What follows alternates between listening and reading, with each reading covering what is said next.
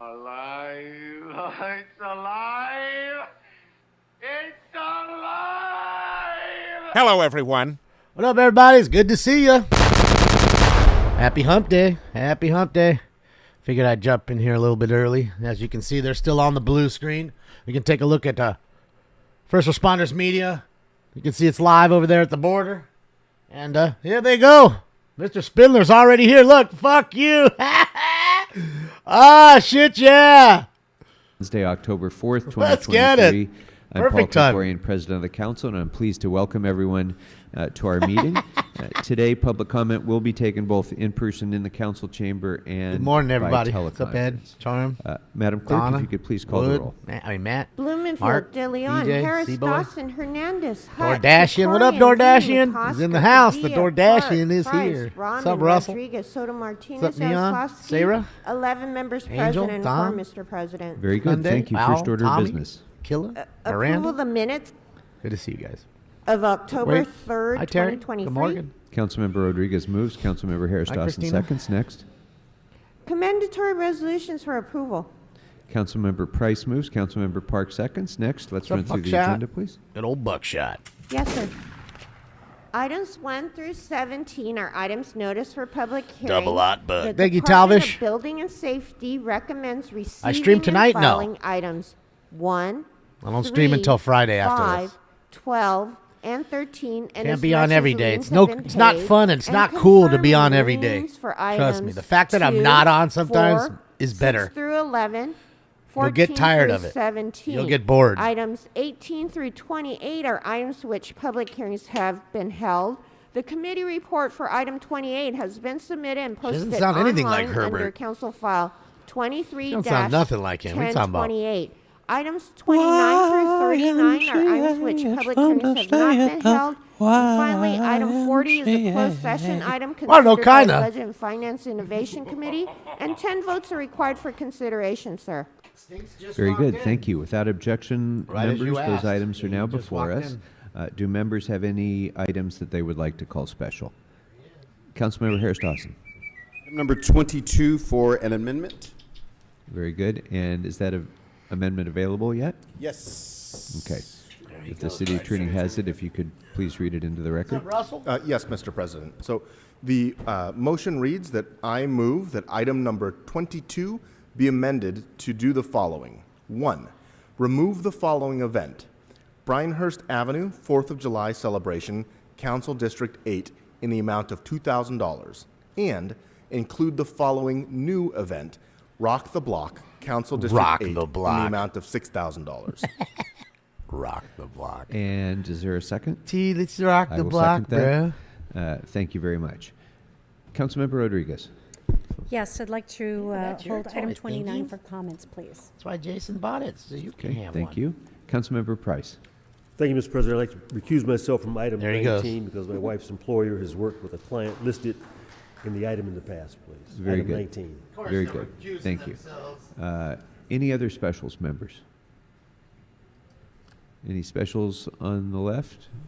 Councilmember Blumenfield? I don't know if I need to call a special or not, but the closed session item, All right, I so do recommend that we hear that in council, and that we do call it special and talk about it. Thank you very much. So the closed session item will be held on the desk, and we will take that up in let's closed call session. it special and we can talk All right. about it. Shit is hysterical. Let's see. I don't see Mr. Herman. I don't see Mr. Harlan. But that doesn't mean they're not there. I do see Mr. Spindler for sure. All right. So, Madam I don't Clerk, even I see think Stacy we need back there a yet. motion on the building and safety recommendations that you indicated on items 1 through 17. Is that right? That is I don't correct, know, sir. Terry. Maybe Okay, Mary. I'll move those recommendations. might. Move the recommendations of the Department of Building and Safety. Mary B. Is there a second to the motion? Thank you. All right. Who are you talking about? All Him? right. So with that, what items are now available? I for us assume to he vote goes on, out in Madam public. Clerk? I don't know. Never seen him. Council may now vote on items 18, 20, 21, 23 through 28, sir. Members, those items are now before us. I see no members wishing to be heard on those items, so let's go ahead and open the roll. Close the roll and tabulate the Well, he's votes. definitely not. I don't think any of these people are 14 fan minutes. favorites. Very good, thank you.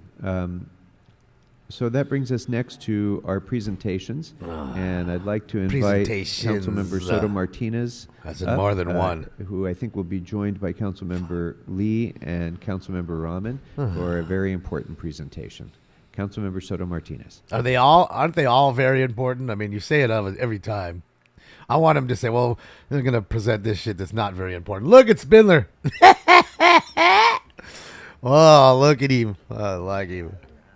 Just sitting there waiting to grill fools. Oh, there's the accused one going to Vegas. They were making fun of him getting the hookers and the money. That's the guy. Good morning. Good morning, Council President, and mabuhay to the council. Look at it. Council Look at member the here in the city of Los Angeles. The visitor passes on his hands. I'm very proud here to be joined by the Philippine community, different organizations, city employees, dignitaries, to uplift and recognize Philippine American History Month. Woo! Give it up.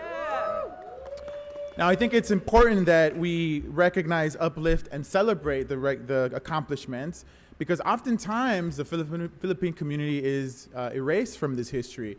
We talk about a lot about Cesar Chavez, Dolores Huerta, the UFW, and that famous strike that has shaped California in such a different direction. But what we don't talk about is that it was, in fact, the Philippine leaders and Larry Itlong who were the first to strike.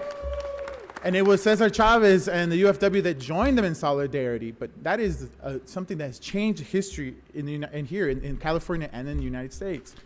We also talk about the pandemic and COVID and how it wreaked havoc on our communities and the essential workers that were part of making sure that we were safe and sound and taking care of our loved ones when we couldn't be there. But we don't talk about he's back there. that is the Philippine community that disproportionately represents that community. Many Mr. of them Sachs is over who there are all the out way at there the end. You can striking see him today, with his hat on. at Look many all of the way at the end of the... many of the Kaiser facilities across the city. So Sachs is there. And we obviously do not uplift the amazing contributions of the community with their amazing food, their culture, their values. I, which am a patron of many of these restaurants in historic Filipino town, which is Sure, in you C13. get free food, I'm sure.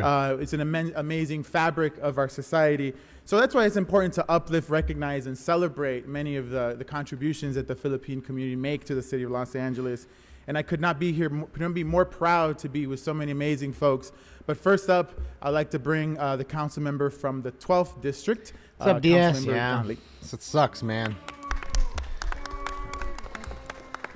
Good morning, everyone. I am honored to be here. Normally this morning we to even have celebrate more numbers Filipino than that American right History now, Month. so. I'd like to thank Sure, Councilmember there's a lot of Hugo people that Soto haven't gotten Martinez, their the alert. Los Angeles Filipino Association of City Employees for helping put this. That's why I can't see ever remonetizing. You know, since the arrival Why? of the first group of Why would I Filipinos do in the that for them? continental U.S., Filipino Americans have contributed to the history and legacy of this great country. As an Asian American, uplifting the AAPI community has been one of my top priorities since becoming a council member. And when we celebrate Asian American and Pacific Islander Month in May, one of the key things we acknowledge is that for all things that we make our cultures different, there are far more ways that make us similar. Our journeys to this country are not so different, and in our own ways, we have all had to fight for our piece of the pie. Asian Americans have done that, and Filipino Americans have done that.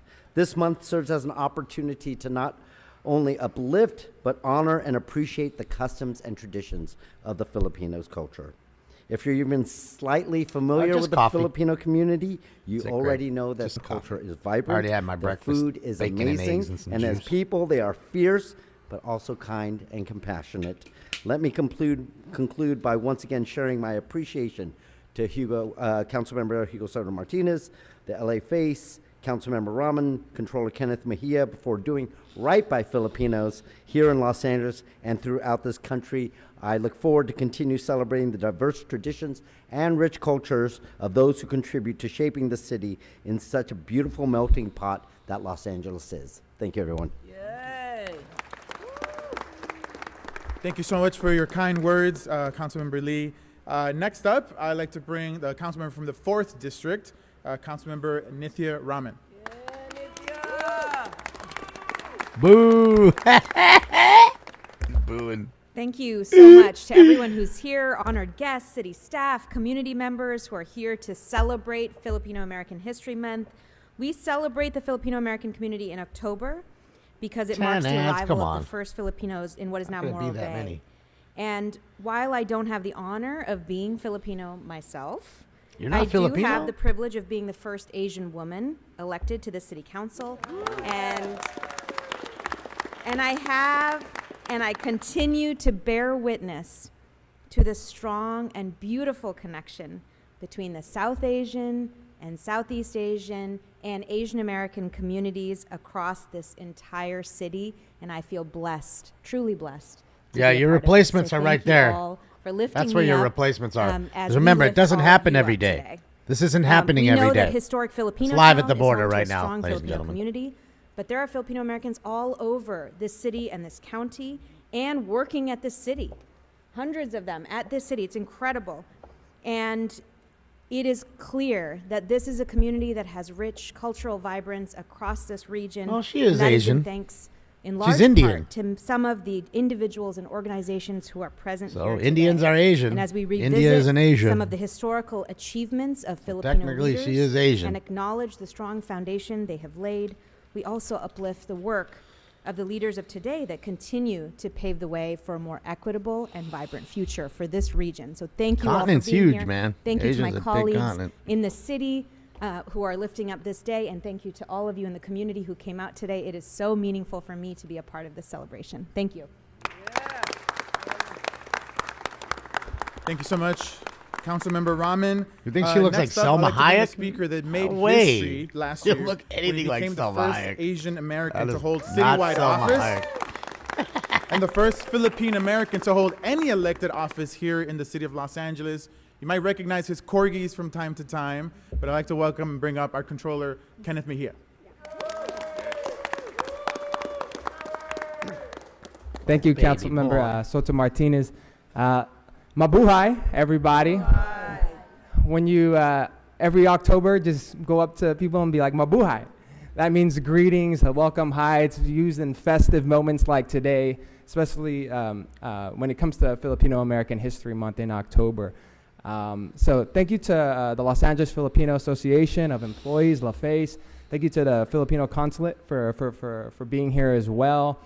You know, we're celebrating 125 years of our anniversary, but the first Filipinos actually landed, like Councilmember Raman said, in the 1500s in Morro Bay, which is near San Luis Obispo. And in 1898, that's when the 125 years comes about through the Paris Agreement. And that's when America annexed the Philippines, and that's sort of how this history has come about. And so Filipino Americans are resilient people. They fought through colonization, whether it's through Spain or whether it's through America. We're still here, we're still thriving. And there's so many great contributions that we've done here in America. Like Councilmember Soto Martinez said, whether it's the Delano Grape Strike with Larry Itlong or Philip Veracruz, whether it's in the COVID-19 crisis where Filipinos were sending out nurses and healthcare workers everywhere, or whether it's today in the city of LA, one of the largest Asian population Look at that races line. who are city employees Look are at the line getting Filipinos. so big. In the city controller's office, a third of our Look at that. employees are Filipinos. Can't even get it into wide frame. But There's that many people they're in line already Filipinos, this morning. you know? There's two things Filipinos are: they're nurses or accountants, or third, they joined the Navy. But Shout out much, to the you know, I'm Uber very honored to be Uber here drivers here as in the green. first Filipino Thanks to these American Uber elected official. Uber We are the soldiers. largest region of Filipinos outside the Philippines. I know it took a while to get here, but we're here. I'm proud to be representing our kababayan, our people. And I can't wait to contribute more to Filipino American history in the city of Los Angeles. So thank you to everyone, and thank you to our Yeah, amazing look at how Filipino wide it Americans is. here today, From frame and to the frame. He City can't even, Council with a for wide giving angle space lens, today. he can't Thank even you. get all of it in frame. He can't get the entire line in frame. And this is just Thanks one so day. much, Mr. Controller. Our next speaker became He was the here first yesterday, the day before. Filipino-American LADW This has been happening for 2 commissioner in years straight. 2019, and now serves as a commissioner on the Board of Public Works. There so you go. pleased to introduce Just keeps Commissioner going. Susana So you're the Reyes. first one in line here. at the razor wire. I mean, what's the point of the razor wire? Stop Magandang wasting my razor umaga wire. sa inyong I'm lahat. paying for that Good shit. morning, Go take that shit home already. everyone. Just let him in I'm already. Susanna Reyes, What's and you know? I Why am make him very stand in the honored sun? and Just proud let to him in be already. here. You're gonna Every so let him in. October, we celebrate These useless Filipino motherfucking Uber American drivers right here. That National should say History Uber on the Month. truck, not Border But Patrol. it's really That's an Uber more truck. than that celebration. Look, here they go, just It is walking in. Something that we embed. There they go. What's the in point of the our razor wire when you just let history? him walk in? As author Carlos Just let him walk in Bulosan already. said, America is in the heart. Stop the bullshit. Just let him walk in. All of the talents that we They're have walking in here now. are just a Just let 'em walk in. representation of who Filipinos are, the resilience, the skill sets, and as our controller said, the nurses, the doctors, the veterans who have served this country. There's no more Border Patrol. The It's Uber individuals Patrol. That's who what they are are. They're Uber spending a lot drivers. of They're not time Border in their Patrol. They're patrolling commitment nothing on the border. In the Filipino community, They're not doing and the anything for our border. communities Nothing in besides standing there general. getting a fat paycheck in They the are sun. the Filipino leaders. Shout who out to you, Border deserve Patrol. To have their stories told. Get that fat money in there. To be acknowledged, to be recognized, and to embed their lives and history in our American history. So we need to go beyond that. It's not just every October that we celebrate Filipino American History Month. We have to raise that visibility, that awareness, that understanding about our culture, our work, our traditions, our Well, beliefs. if you're not and mad our at it, you're just not values American, I think. That we You're just share not an willingly, American. happily, and really engaging everyone for diversity, inclusion, justice, and equity.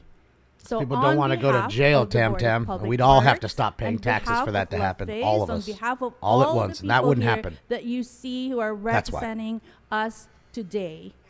Thank you, I Jim. want to express Jim my Eaton, thank you. gratitude to all of you for supporting us. And I want to also invite you They do to steal our from October creators, and I'm glad you 20 sent it that way. Thank you. Ceremonial lighting of City Hall here at the forecourt. And we will celebrate random again, trash everywhere that they Filipino throw before they American go History in and out. Month, Look at all the and We'll garbage. celebrate it with much aplomb and gusto. All the trash. And we welcome all of you to that celebration. You We think hope Mexican to see you people are then. coming all the way to Thank the you so border to much. just throw their garbage and then go all the way back home? I don't think so. These are your little migrant encampments. Thank you so much, Commissioner Ayers. And Garbage finally, I'd everywhere. like to introduce a representative of the Philippine Trash in consulate the here trash city in the of Los country Angeles. before they leave it, Please and they'll join be me in trashing our welcoming, country as soon as they come Marie in. Chris P. Chang. Good morning. On behalf of the Oh, I'm Philippine sorry, Consulate Mr. General Pibbs. in Hopefully Los you can find Angeles, him. That thank sucks. you, city council members and city council Put member some pictures Pedro up, Martinez, you know? E. Raman, and Hopefully someone will come forward. I mean, E. who knows? Raman, Maybe, you know, Sato Martinez, sad. and City Controller Mejia Sorry to hear for that, your Mr. strong Pibb. advocacy and support for the Philippine American History Month. So I think we all have the same theme.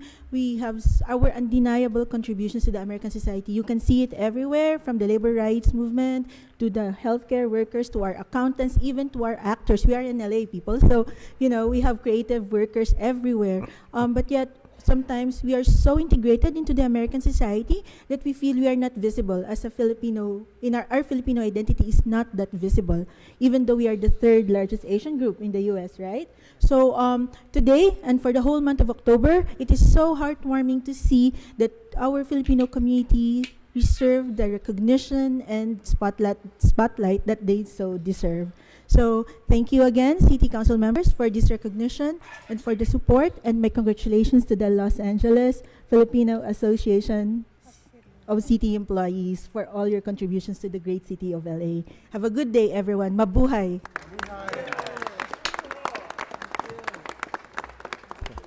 Thank you so much, Ms. Chang. And before we go, I'd like to present this resolution passed by City Council officially recognizing October as Philippine American History Month. Yeah. So if folks come here for photos, let's take some beautiful pictures. Thank you, Mr. Soto Martinez. It's only a And test. As you're doing An that, alert we will do start have blaring members on over the your queue. phone and other devices so soon. let me first call on Councilmember Don't be Rodriguez. alarmed. Here's why it's happening. Thank you, Mr. President. Thank you, Mr. Soto Martinez, and all of my colleagues. But really, my thanks to LaFace for always being involved in these council presentations and continuing to sustain the legacy and the stories and the preservation of history that is so important. And it's such an important part of our city's history, particularly when I consider the history of our communities, both the Latino and the Filipino community, in the history of the farm worker movement. You know, we have a very shared and common history and work ethic and presence here in the city of Los Angeles. So I just want to say thank you so much. Happy Filipino American History Month, Mabuhay, and thank you so much for being here and always bringing this presentation together for all of Los Angeles to celebrate. Thank you. Councilmember Padilla. Hi, good morning, everybody. I giggle Mr. Lee's comments. If you're slightly familiar with the Filipino community, I'm like, are you kidding me? Of course. I'm so excited to see you guys all here. Happy Filipino American History Month. There's a big, thriving Filipino community in the 6th District. I'm sure those of you who are here know, probably have friends and families in the 6th District. They're a big part of our community as it pertains to, you know, ownership of small businesses, dominating and being in the health sectors, education. You're our neighbors. I'm very excited to see that the City of Los Angeles is recognizing this as a time to celebrate your contributions to the United States, to Los Angeles. Thank you so much for being here. Thank you to my colleagues for making this happen, and let us continue to celebrate all of our unique histories here in Los Angeles and how, you know, we're more alike than we are different. Thank you. And Mr. Soto Martinez, although he wasn't one of the speakers, I do also want to recognize that with the group is Chief Don Graham, the highest ranking Filipino American in the history of the Los Angeles Police Department.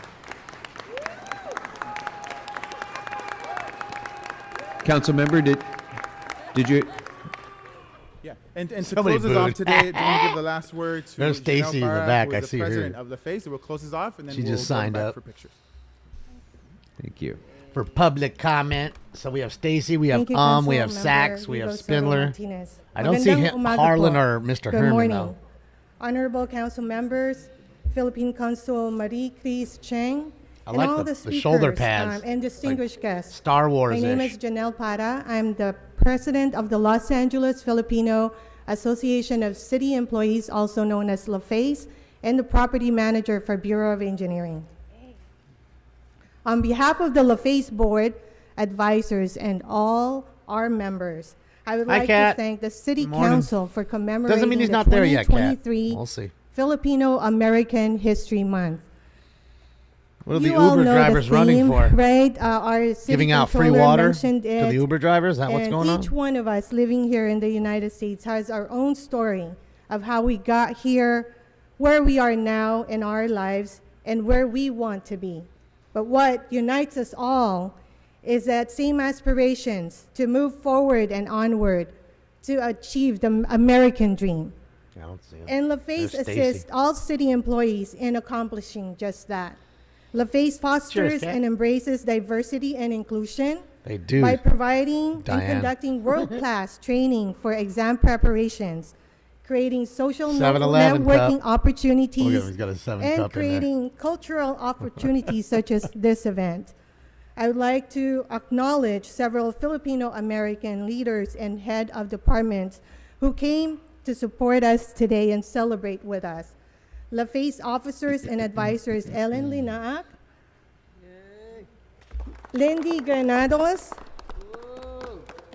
Sugar Baltasar, and Joan Tago. Commissioners Ethel Rubio, Jaime Gallaga, Chris Liban, Dr. Chris Liban, Ms. Cabanban, I haven't seen Herman for a couple and years. Teresa De Vera. And of course, as our President Council recognized our Chief, Don Graham Jr., President of Aspire, Deborah Hong, Executive Director of the Filipino American Services Group, Inc., Gay Coronel. Our General Manager, Bureau of Street Lighting, Miguel Sangalan. Tony Ricasa from Bureau of Street Lighting. Executive Director of the Filipino Workers Center, Aki Versosa. Filipino American Community of Los Angeles, Board Member, Cora Soriano. Communications Director, Hannah De Castro of the Philippine Workers Center.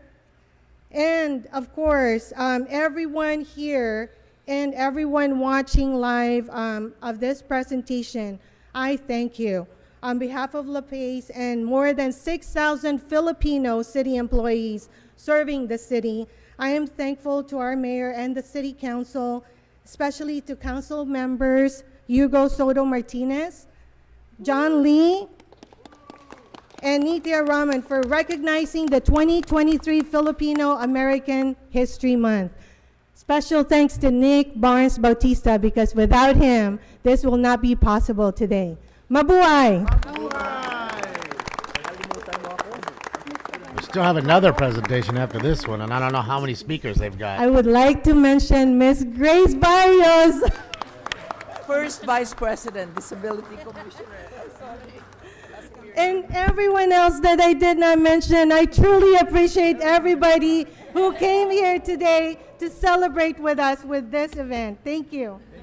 Thank you very, very much. And thank you to the Los Angeles Filipino Association of City Employees, both for being with us this morning and celebrating Filipino American History Month. But as important, thank you for your service to our city and for helping to shape the city that we know and love today. So thank you very much. And it should be noted, Filipino American heritage goes back to the very beginning of this city.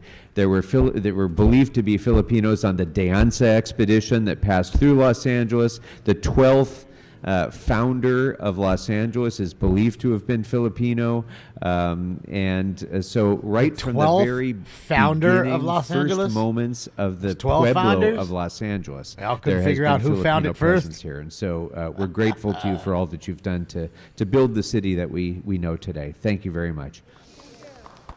Guys, I'm the 13th finder of Los Angeles, just so we're really clear before they gaslight you.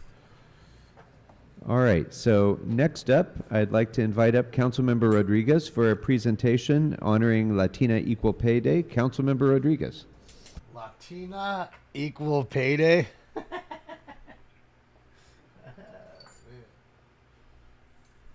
I just want to know, when white people get nothing anymore, will they ever in 30 years get to have their own equal pay day? Will it be white pay day in like 40 years from now when they get crushed out?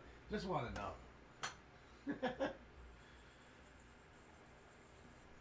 Why can't it just be payday, equal payday? Why does it have to be, wrapped around a certain type of person? Or, I don't get it. Shouldn't it just be equal pay across the board? If you're good, you're good. You're good at what you do. It shouldn't matter how tall or small or how rich or poor or what country you came from or whatever. White is a bad word, yes. Is that Mr. Herman right there talking to the cop? I can't tell. Kind of looks like him. Oh, that's not Mr. Harlan. Oh, I don't know. I don't think so. First of the month. All right, here we go. Councilmember Rodriguez, good morning. I don't know if there's more after this. There's at least this one. Thank you so much, Mr. President. Colleagues. Might be another one. Look at him. So Look at him. tomorrow on October 5th is the annual commemoration across the nation where we observe Latina Equal Pay Day. Tragically, this is an issue that continues to affect Latinas in this country, where Latinas earn, lagging behind every demographic and measure, 52 cents to the dollar of our white male counterparts. And this is something that does it have to do with skin color or actual job skill? One might have more skill than the other, and they're not doing the same job, but yet you want the same money. Is that what it is? To correct and reconcile, because the change isn't going to happen on its own. It's clearly demonstrated over the course of history the lack of value and respect for the work that Latinas bring to our country's economy. And this needs to change.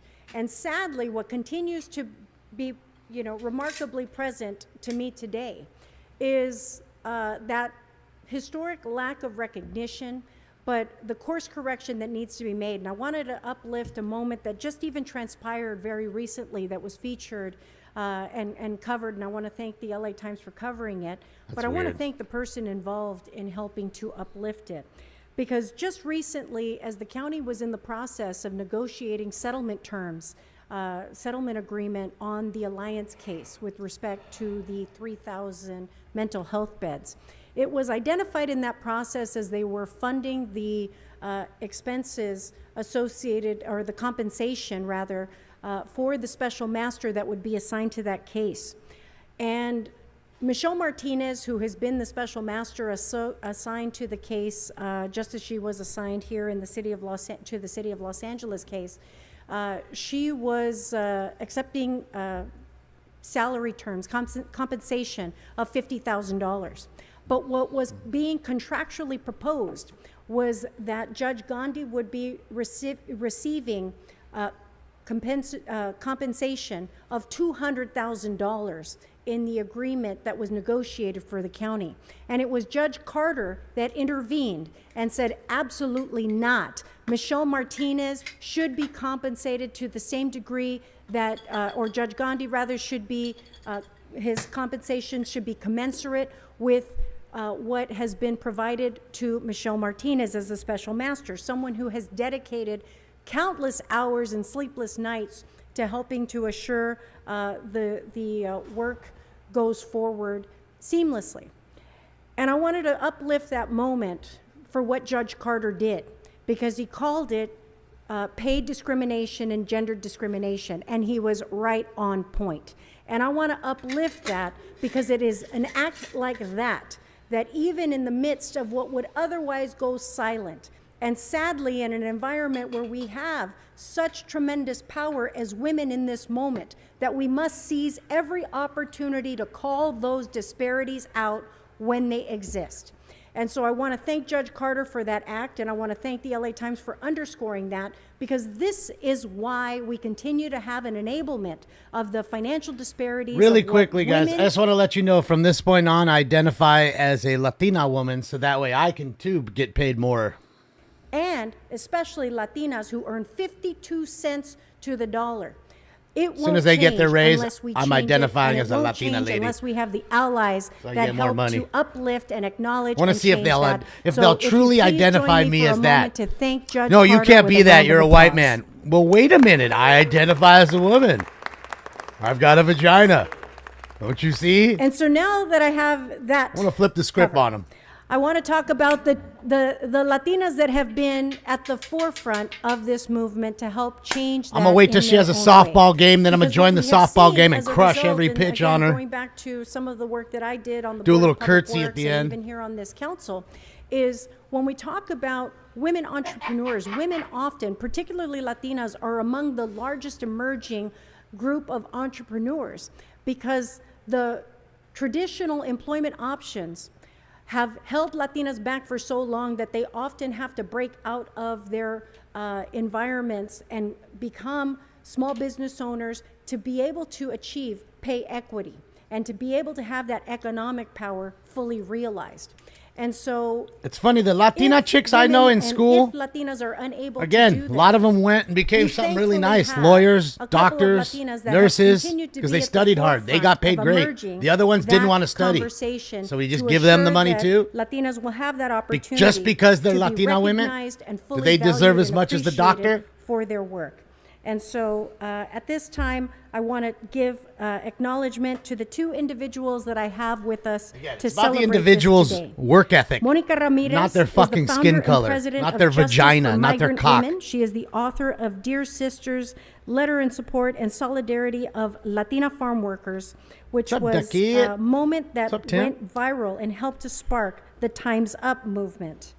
And we That's right, I'm also a lady have boy now. If I get the money, I'm a lady boy. Alejandra Torres. I wanna play in Galanci, all women's sports, the too. Executive Director of Women in Non-Traditional dare deny Employment me. Roles, otherwise known as Winter, which has helped many women Next improve line the has access to lined up, high-quality ladies and gentlemen. employment opportunities in the construction industries.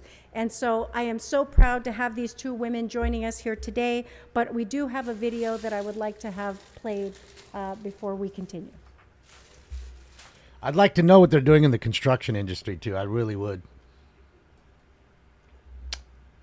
I want to see if they're out there in the Latinas field are paid or in a nice just cold office 52 on a cents computer. to the dollar paid to white, Come on. male, non-Hispanic workers. White male. Over $1 million.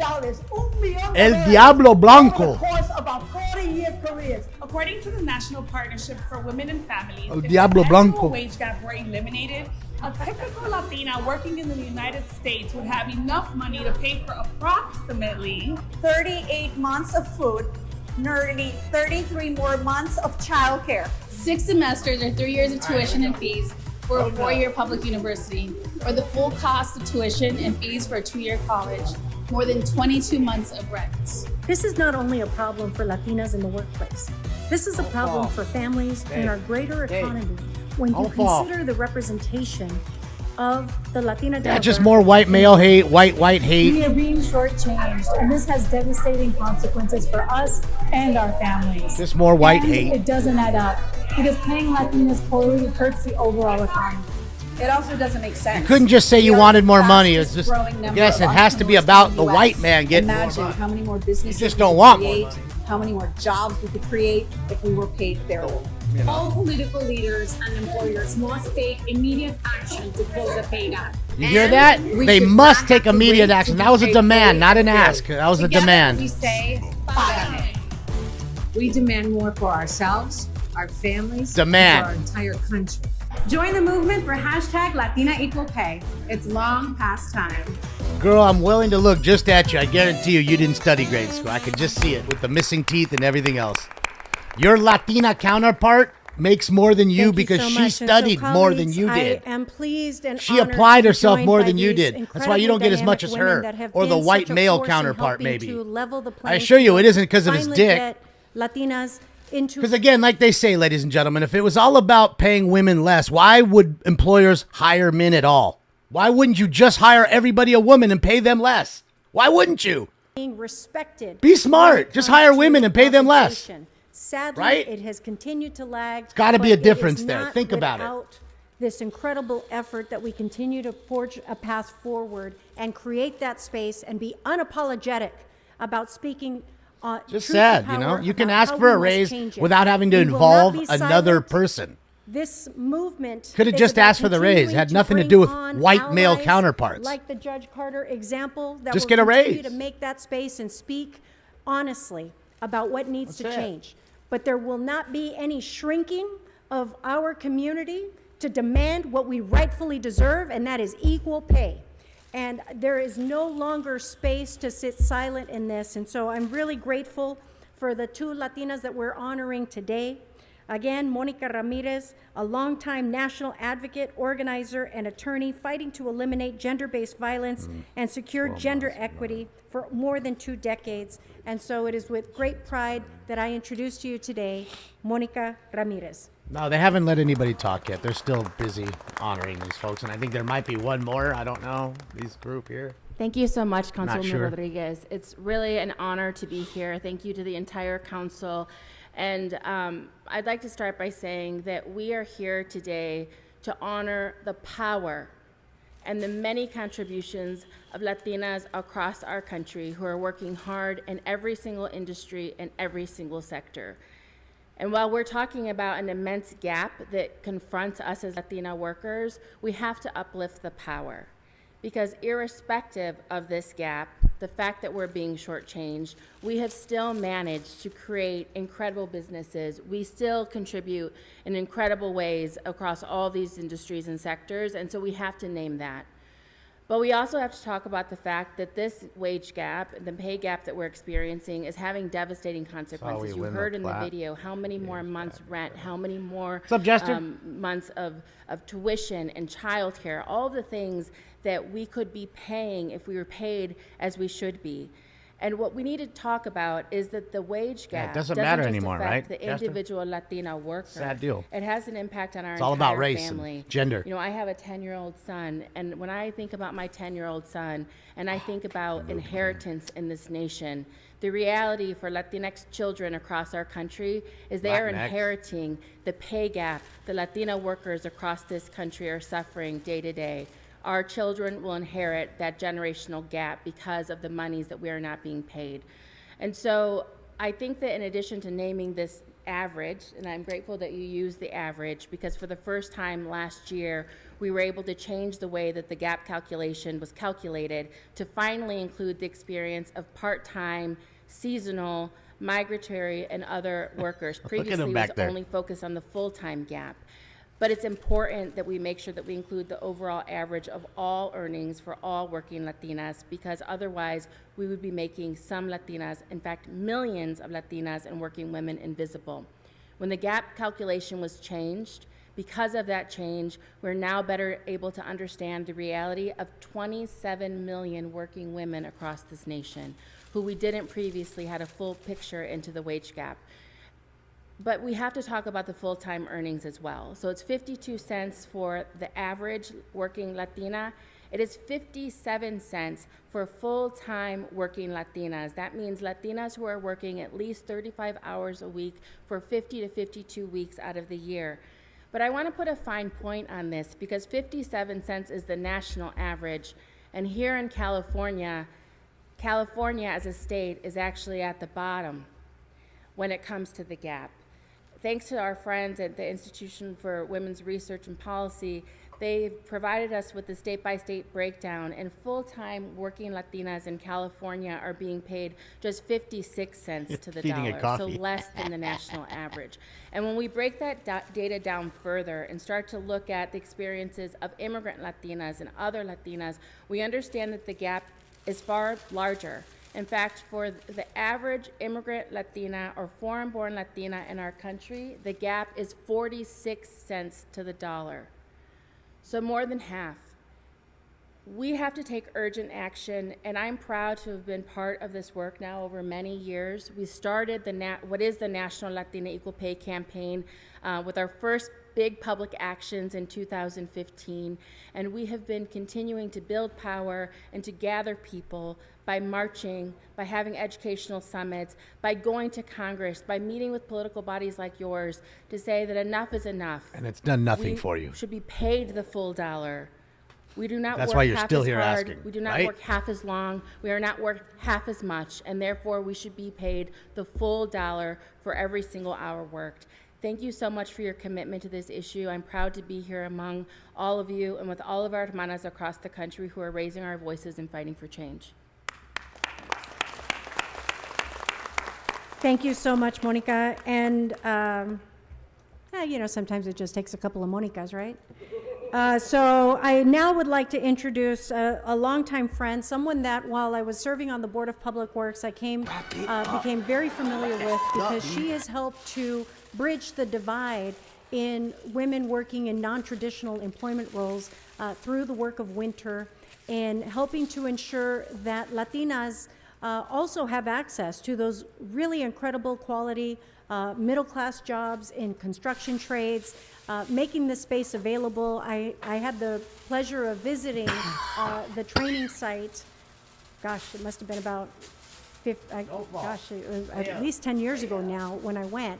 And it was just remarkable, because the fact of the matter is that while it so often goes unrecognized, women have the capacity to serve in any role that they choose. And That's right. Latinas particularly have So what's the work holding them ethic, back? the drive, and the ability to accomplish anything that they put their mind to.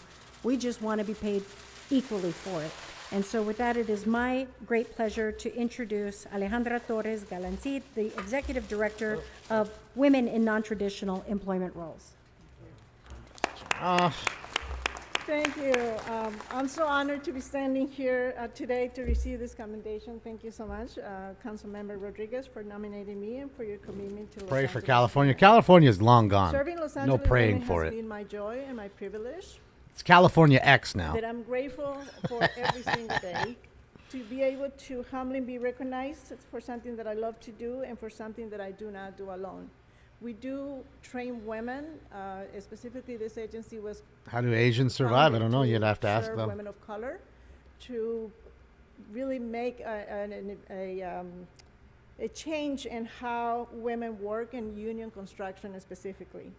I share this recognition with my coworkers and with all the amazing partners I work with from local governments, unions, apprenticeships, and the signatory There's a dunk. contractors that hire winter graduates. I wouldn't waste my prayers. You are changing the face of construction. Thank you. Women do not have to face a glass ceiling in construction and building trades. They face a stone fortress, a citadel reinforced with concrete, steel, and barbed wire all around it. Winter was founded to chisel away. I have been chiseling it away for 21 years, I believe. Making a reality the dream of having careers in the trades that will pay high wages for many women that thought that it was impossible, including Latinas. If you look at the construction and building trades, you look at the 4 or 7% women working as apprentices. The majority are not women of color, and our job is to make that equal. Ending workforce segregation of women in the construction industry is my mission, because gender equity in the trades is not just a women's issue like we've been seeing right here. It's a whole family and a whole community that affects women not being able to earn the family sustaining wages. It is only thanks to those who believe in equity, like today we're talking about equity, that persisted in uniting individuals like you and the power of our collective voices working on change, that we have seen incredible transformation progress here in Los Angeles in the construction and building trades. It is thanks to those who chip away tirelessly at cultural, legal, and institutional discrimination against Latinas and women that we have anything resembling an equal society today, where doors of the construction and building trades are open for women. But remember that achieving gender equity is not just about opening the doors. It is about inclusivity and welcoming environments that where women can thrive and contribute fully to the construction industry and the city departments. That's how we met, talking about city departments that don't hire women in trades. When we work together with dedication and commitment, indeed magic can happen and we can build a more equitable future for all. Thank you.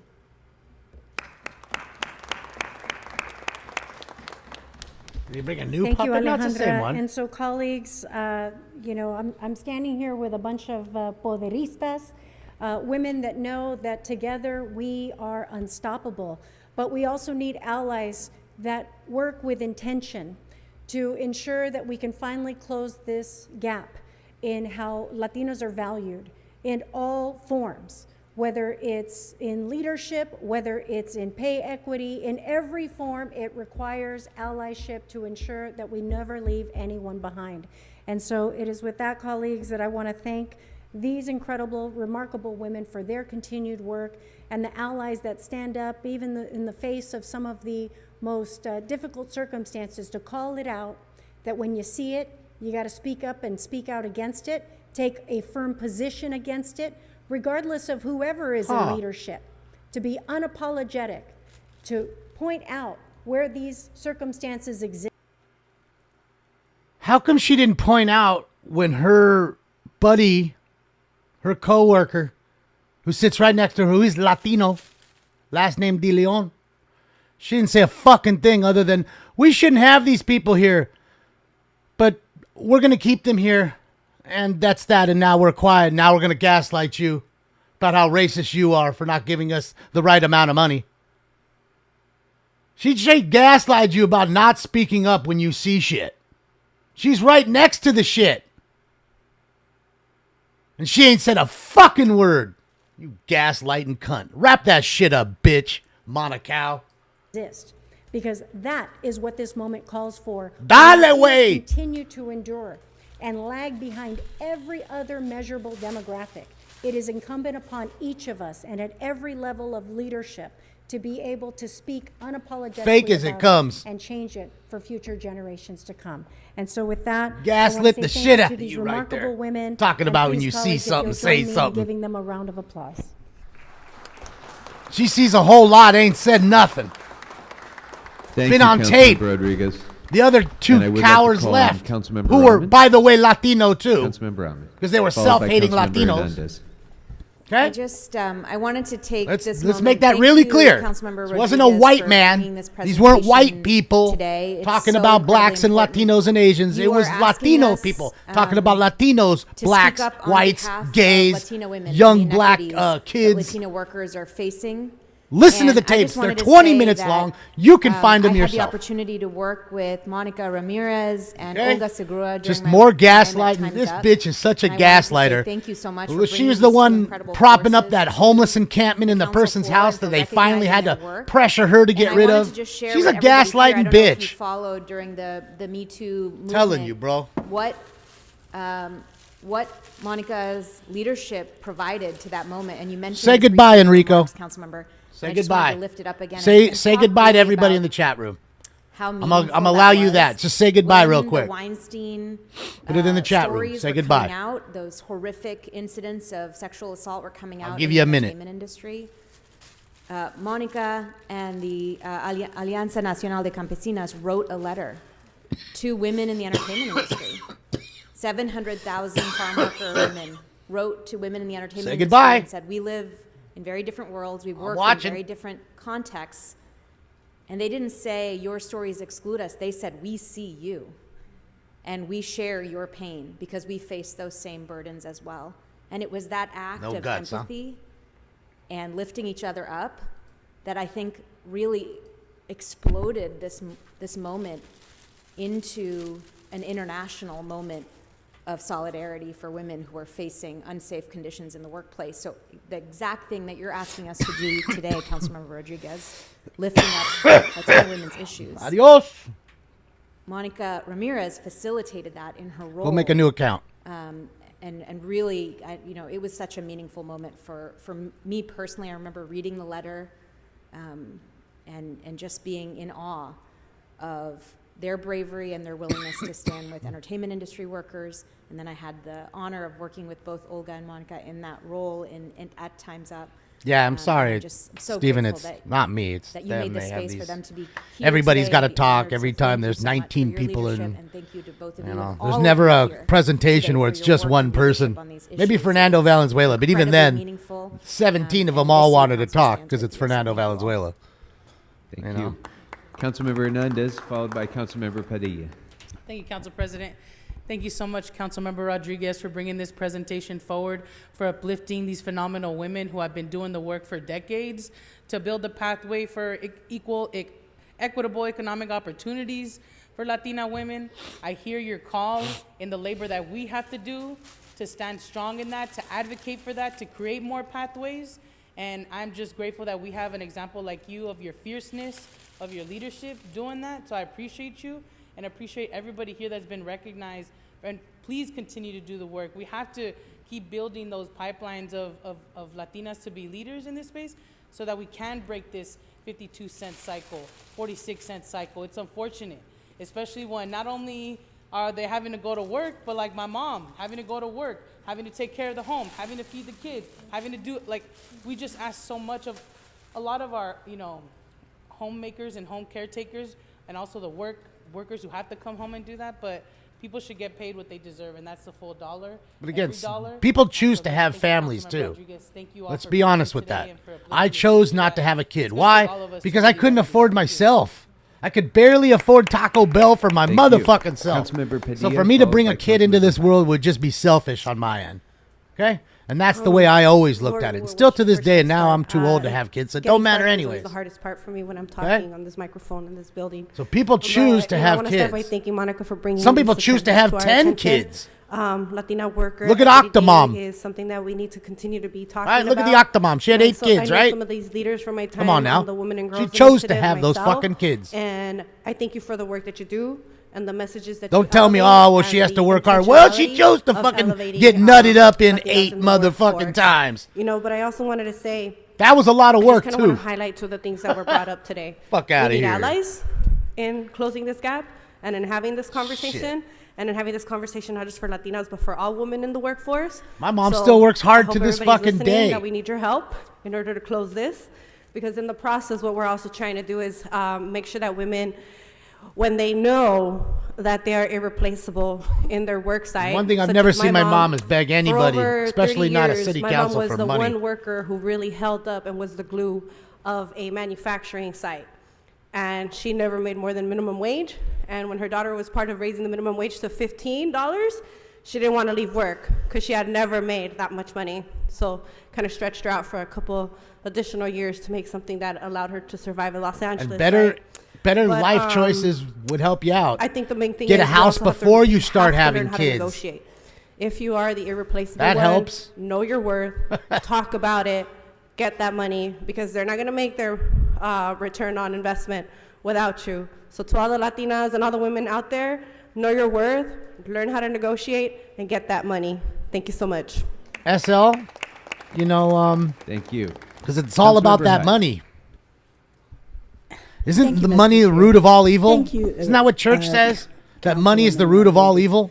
For really lifting this up and lifting it up today. And you notice the And church way always we wants do your this money. is we do it together as allies. We have the same problem in the black community when it comes to maternal morbidity, when it comes to pay equity, when it even comes to colleagues, that we are not looked at as 100% equal.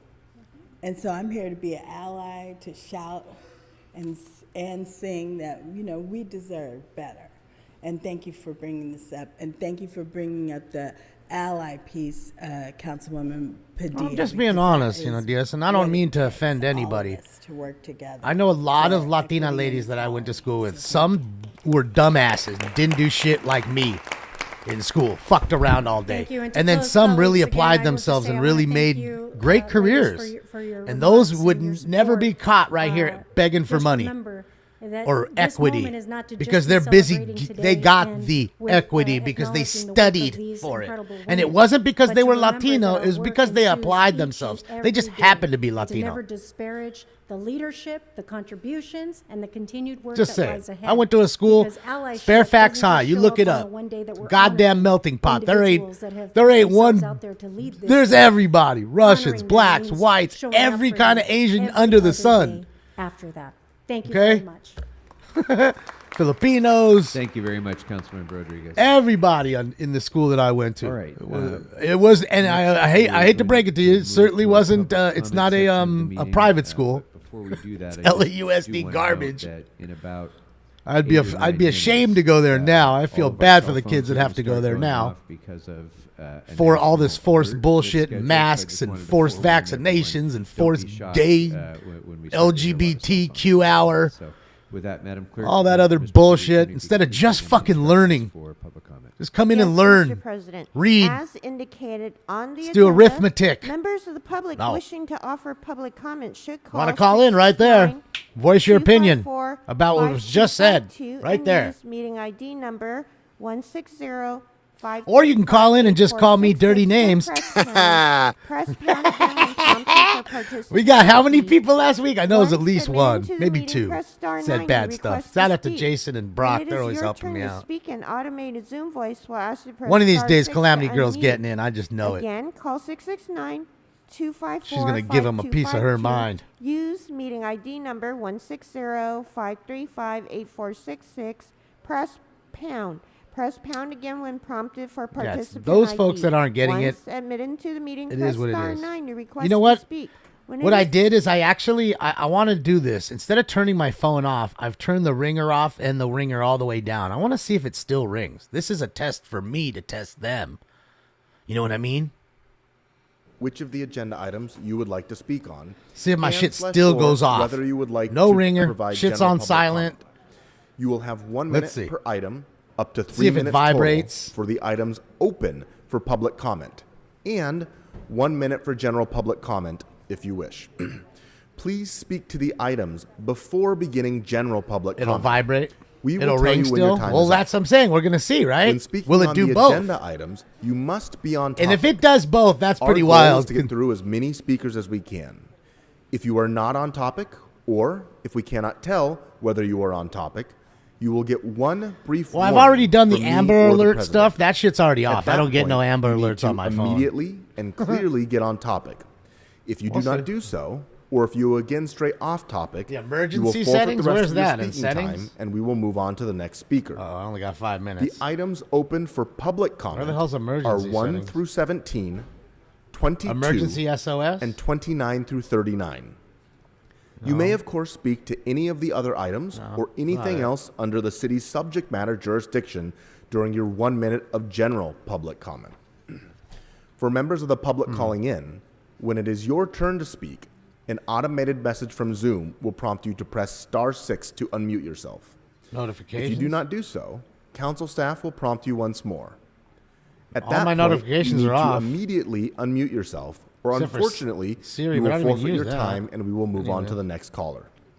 Finally, because of a brief time delay between the live meeting Emergency and the alerts are already off. Two things Amber are alerts important. off.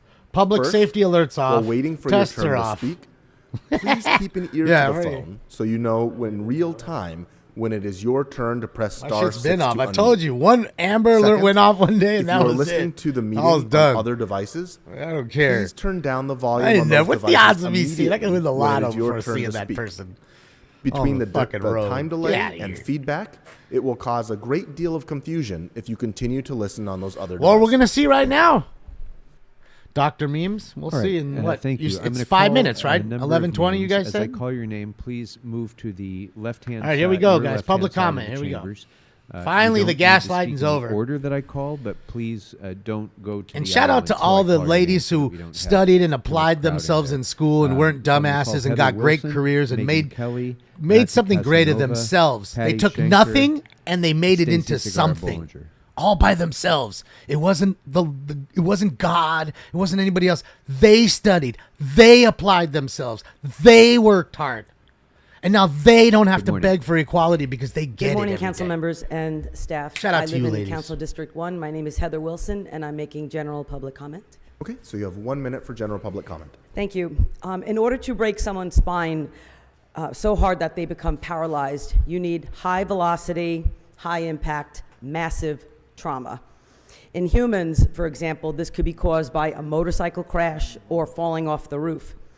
In rodeos, horses and bulls break their backs with resulting paralysis. These animals buck so hard that they break their backs and become paralyzed. I think she wants her back blown out. I've given you a handout. There's imagery here. You can see that the bovine or animal spine and human spine have identical corresponding anatomy. They are just like us. These animals never consented. And you will see there's also a rodeo reporting form of a bull that was killed at the Clovis Rodeo. Humans can choose compassion. I'm asking you to please support the rodeo ordinance from Councilmember Oh, it went off. Greenfield. Thank you so much. Dang. Thank you. Next Crazy. speaker, please. Go fuck yourself. Bye. See, now for somebody to go absolutely apes, dude, turn your phone off, dude, it's gonna go off, bro. It's gonna send a laser to your eyes and kill you, dude. General public comment. Okay, so you It's have over. 1 minute for general public comment. Thank you. It's over. Rodeos may appear as entertainment, but behind the scenes, countless animals pay with their lives in this barbaric act of cruelty. Many animals in rodeos suffer from fatal injuries, broken backs, necks, heart attacks, and aneurysms. Broken limbs are extremely common and catastrophic as the animal cannot recover And I'm from this dead. and will be euthanized. Those who survive endure endless Kinda wish I was cycles of already, abuse with Angel. little rest. When they're deemed World's worn going out, to shit. retirement leads them to the slaughterhouses. It's time to Be end outta this here cruelty. already. Let's ban rodeos in Los Angeles and protect these innocent beings. I urge you to find compassion, to stand up for our progressive values, and do what's right for the integrity of our city and for us, your constituents. Thank you. Thank yeah, you. It, like Next Diamond speaker, T said, man, so many people are tripping out on that shit. And I'm like, man, all this, what's going to happen? Your phone's going to ring, you're done, and you swipe right or left, and it's done. Morning. Hi. If you could please remind us of the name that you signed up under and Okay, just hold on a second. Let's let this finish. Hey, y'all must be on those busted fucking Obama phones. You got that shit late, bro. I got mine 2 minutes before yours. The bomb would have hit, bro. The bomb would have hit, bro, and you would have been dead. Bro, I already would have been in the bomb shelter. All theirs are going off now. This is hysterical. I'm sorry. If you could please remind us of the name that They're you all signed going up for off. and the items you would like to speak on. Yes, I live in CD 14. I'd like to speak in support of the rodeo ban ordinance, general public comment, and I'm Nati Casanova. So you have 1 minute, and if you could be so kind as to just pull the mic up just a little bit so we can all hear I'm you. usually too loud, so Thank I'm you. standing back. So I'm here often. I live downtown. The PBR is an event there, a rodeo in the downtown area. It affects not just animals, it affects humans. Violence against animals often leads to violence to humans. And a lot of people in our community don't want rodeos in Los Angeles, period. Not just here downtown, but Eagle Rock did submit a CIS, the Eagle Rock Neighborhood Council, on February 2nd, 2021. A meeting was held with 16 board members present, and by a vote of 9 yes, 4 no, and 3 abstentions, they voted to support the rodeo ban ordinance. So I know also on October 10th, the downtown Los Angeles Neighborhood Council is meeting to vote on it as well. In the government liaison meeting, they already voted yes to bring this item to the full board. And so our community is already showing you, we don't want rodeos in Los Angeles. Please ban rodeos. Please ban rodeos. Because we, my friends, and I don't want it. You can't have it. Please remind us of the name that you signed up But under if it's and the items something you would we like to speak want, on. you better General give it comment. now. My name is Patty Shanker from District 3. So you have 1 minute for general public comment. Okay. The United States National Library of Medicine, which is the world's largest medical library and within the National Institute of Health, states, and I quote, "Animal and child welfare experts argue that government-sanctioned exposure of children to brutal violence Thanks for may be a regurgitating. form of psychological violence against youth.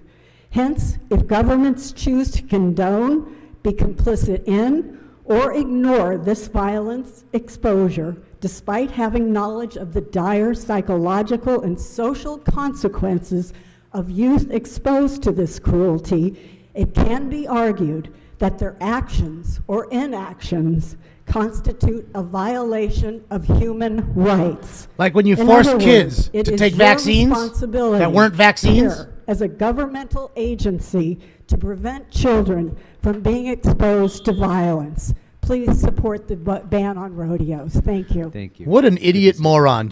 Idiot walked right into the fucking fence right there. Dumb idiot. Again, you're telling me now the rodeos are worse than the fake vaccine you purposely shot into these kids and would not allow them to get an education until you did such? Good morning. Which of the items Disgusting. would you like to speak on? Puppet we'll just bitch. say Sit all down. items in general public comment. Okay, so you have 3 minutes for the items and 1 Fucking minute for general public moron. comment. Great. by the way, Item bad rodeos. 29, acceptance of dedications and or grants of parcels of land and or property rights for a parcel for a new fire station in District 7. I think this is just a beautiful example of how when government wants to, they can find a way to acquire land and use it for the public good. But for some reason, when it comes to housing, apparently the only way is to let developers make windfall profits in single-family neighborhoods. We should be acquiring more public land and buildings to use for social housing instead of depending on the people who are profiting off of this crisis to get us out of it. Well, they pay for those. They get money from 30 those people, so that is, won't stop. REAP, 31's REAP, 32 is REAP, 33 is REAP. Those people pay these people we off. have 37 from It's about the money, lady. racist, Come on, Stacey. seconded by Councilmember Park for Don't be recognition obtuse. of Filipino American History Month. $400 again to light up City Hall. I'm curious as to why lights cost that much. I'm wondering if there's a better way we could honor the Filipino community than pissing away $400. Maybe when our first Filipino controller nominated an overqualified candidate for the Ethics Commission, y'all could have done her a consideration by calling her for questioning or not changing the vote on her motion. Anyway, I digress. Harris Dawson Lee to move $1,320,000 from one fund to another, Public Works. Again, I love these examples of how when they want to do something, they always find the money, they always find the land, but when it comes to public necessities, we always need someone to make a profit for anything to happen. Yes, and then we have this really fun motion, 39, from the racist and the indictee, the one who's probably been embezzling and taking bribes from developers, and then the guy who we all know is racist, bring this motion to have a reception in the Tom Bradley room with an organization, Project Restore. I would encourage anyone listening to look up the board of Project Restore. There's people who are involved in redistricting, there's network executives. I wonder why they need that room and why Project Restore is gonna pay for it, to have a reception up there with our representatives. Maybe we hold off on these sorts of things until we don't have so many investigations and indictments on this body. 12-time Grammy Award winner. That was a really fun virtue signal, y'all pretending like you care about women for a few minutes on our dime.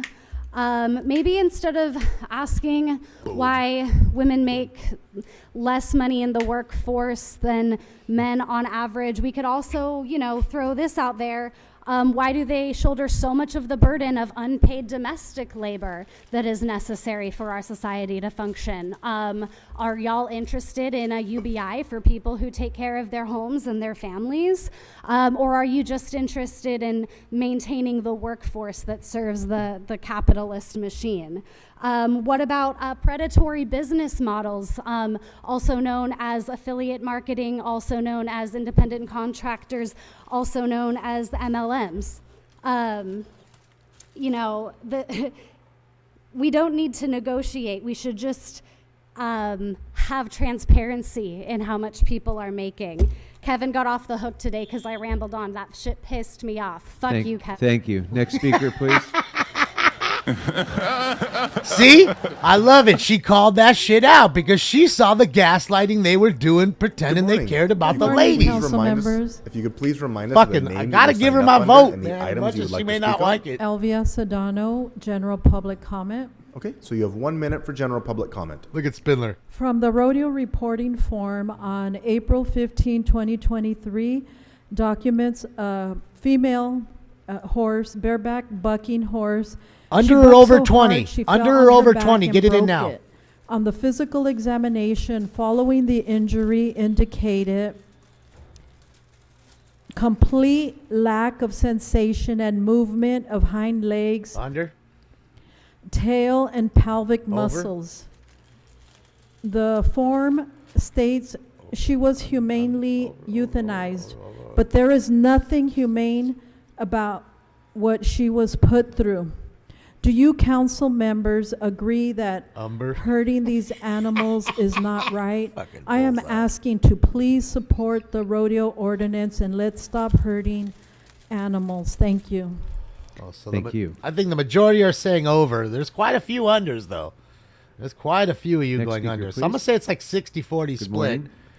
60 saying over, 40 Good morning. going If you under. could please remind us of the name that you signed up under and the items you would like to speak on. Yes, hi, my name is Christina Koo.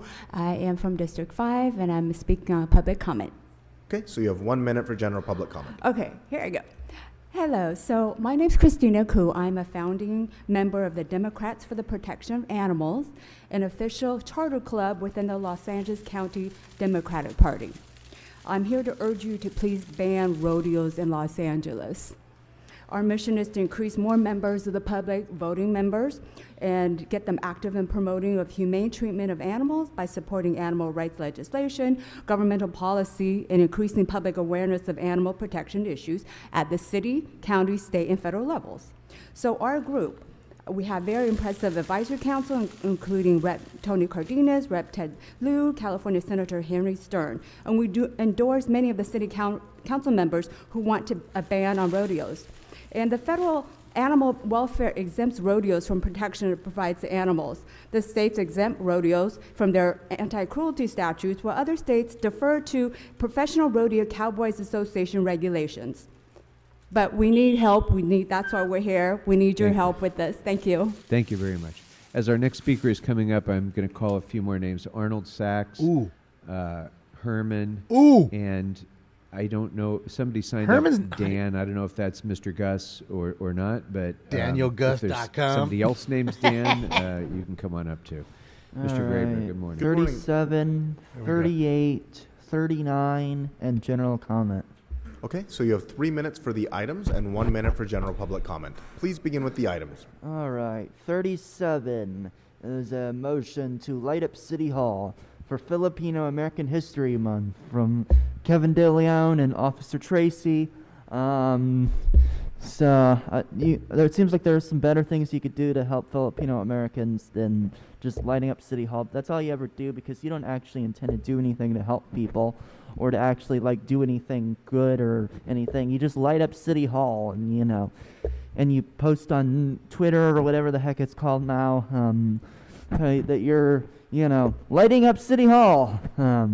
So let's do some things that let's do some actual things to help people instead of just lighting up City Hall and throwing another $400 or whatever it is down the toilet. 38 is continuous beautification services in CD8. MHD and city staff are B. So again, so maybe a good way to beautify CD8 would be better leadership than what seems to be going on in there right now. So yeah. 39 is a motion from Kevin De Leon and Curran Price. I don't know if Curran needs to recuse himself from this item or not. It seems like he needs to recuse himself from a lot of items. 39 was a special reception for Project Restore LA. So it creates all kinds of questions when you look at the board of directors for Project Restore LA.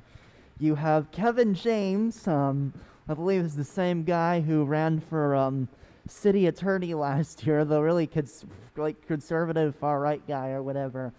He created a slogan that Caruso later copied during the general election. So considering you can't get that much worse than Heidi Feldstein Soto, it says a lot when, this is the guy who was even worse than Heidi Feldstein Soto. Then we have the CLA, Sharon So, which creates a lot of good questions. So why is Kevin De Leon working with the chief legislative analyst to hold a reception in City Hall when the chief legislative analyst office has been one of the main people advising the city council on the independent redistricting commission? Every ad hoc governance reform committee meeting, we get a 2-hour presentation from the CLA.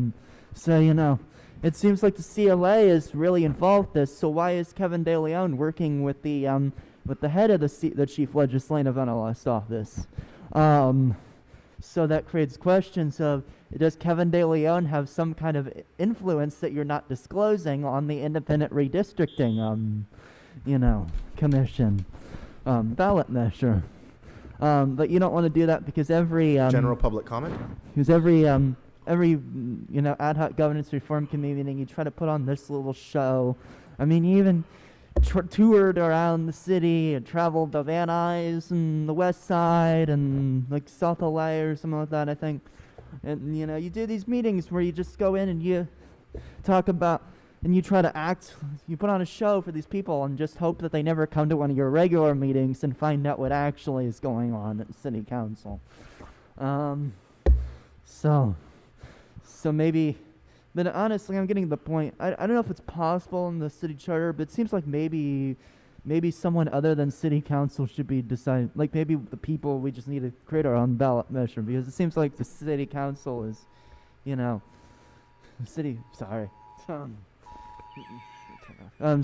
council's, it seems like the city council just doesn't, you're so bad I'm getting emergency alerts while I'm here, so. Yeah, resign KDL. Resign KDL. 30 of them. 30 fucking ums in 4 minutes. Melrose Larry Green's name pop-ups. Melrose Larry Green? Stop it. That's Howard Stern. Mr. Gus. Yes. Good morning. Howard Stern Good morning. shit. All items in general public comment. Okay, so you have 3 minutes for the Is items. that and 1 Merrill? minute for Dude, general that public is comment. Melrose Larry Please Green, begin with the the items. old man who walked in. On the Kevin DeLeon items. From Howard you know, Stern. He's serving the people, and I think he learned from chaos, you can end up serving the people. And the truth is, Mr. DeLeon is going to be reelected. He's going to be reelected comfortably. I'm just trying to speak. I'm sorry, hold this time for a second. Please stop shouting out. Mr. Gus has the floor, and you're interrupting the meeting. No shouting out from anyone in this chamber. They're mad because the racist is going to get reelected. And for the record, Mr. President, I believe it was He ain't Camille going Lewis nowhere. who was shouting out and interrupting Mr. Gus's comment. Thank you. No shouting out by anyone.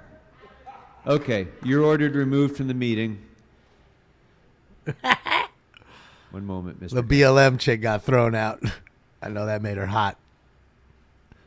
Okay, pursuant to Rule 12, Ms. Lewis has been ordered removed and has left the chamber. Mr. Gus. Thank you. Go It ahead. just goes to show that, however you got here, Mr. DeLeon is actually doing things that celebrate his district. He's going to be reelected comfortably because the only vote that matters are the 5,000 to 7,000 people he'll need to get reelected in Council District 14. And when you focus on what your constituents want, you'll get reelected. And the truth is, as John Phillips said on KABC, people do speak in a certain way. It may be off color, and what you say in private may not be what is acceptable to the LA Times. But Mr. DeLeon will be reelected fairly comfortably, and you should use it as a model for serving the people who elect you rather than the overlords at the LA Times, at Harvard Westlake, and things of that nature. Vote in favor of things that benefit the people, not the power. On that note, I predicted in 2017 on the current price issue that he's recusing for, I predicted in 2017 that he was going to get indicted. And everybody just patted me on my head, said, isn't that kind of cute? So you can take things that are actually benefiting your constituents, or you could ignore it for years and years and say, well, how is Mr. Price? So, Mr. Gus, I'm not sure which item you're speaking to. Can you please identify the item? Yeah, can you hold on to my time so I can speak about it? I'll be glad to. That's the item regarding, come on, you're running my time while I'm answering your questions. It's the item for which he is recusing himself. So item number 19 is not open for public comment. So you Okay, can speak to that during general, Yeah. but And then they please just stick to- ate up speak to 30 the items, seconds almost. Initially. On that note,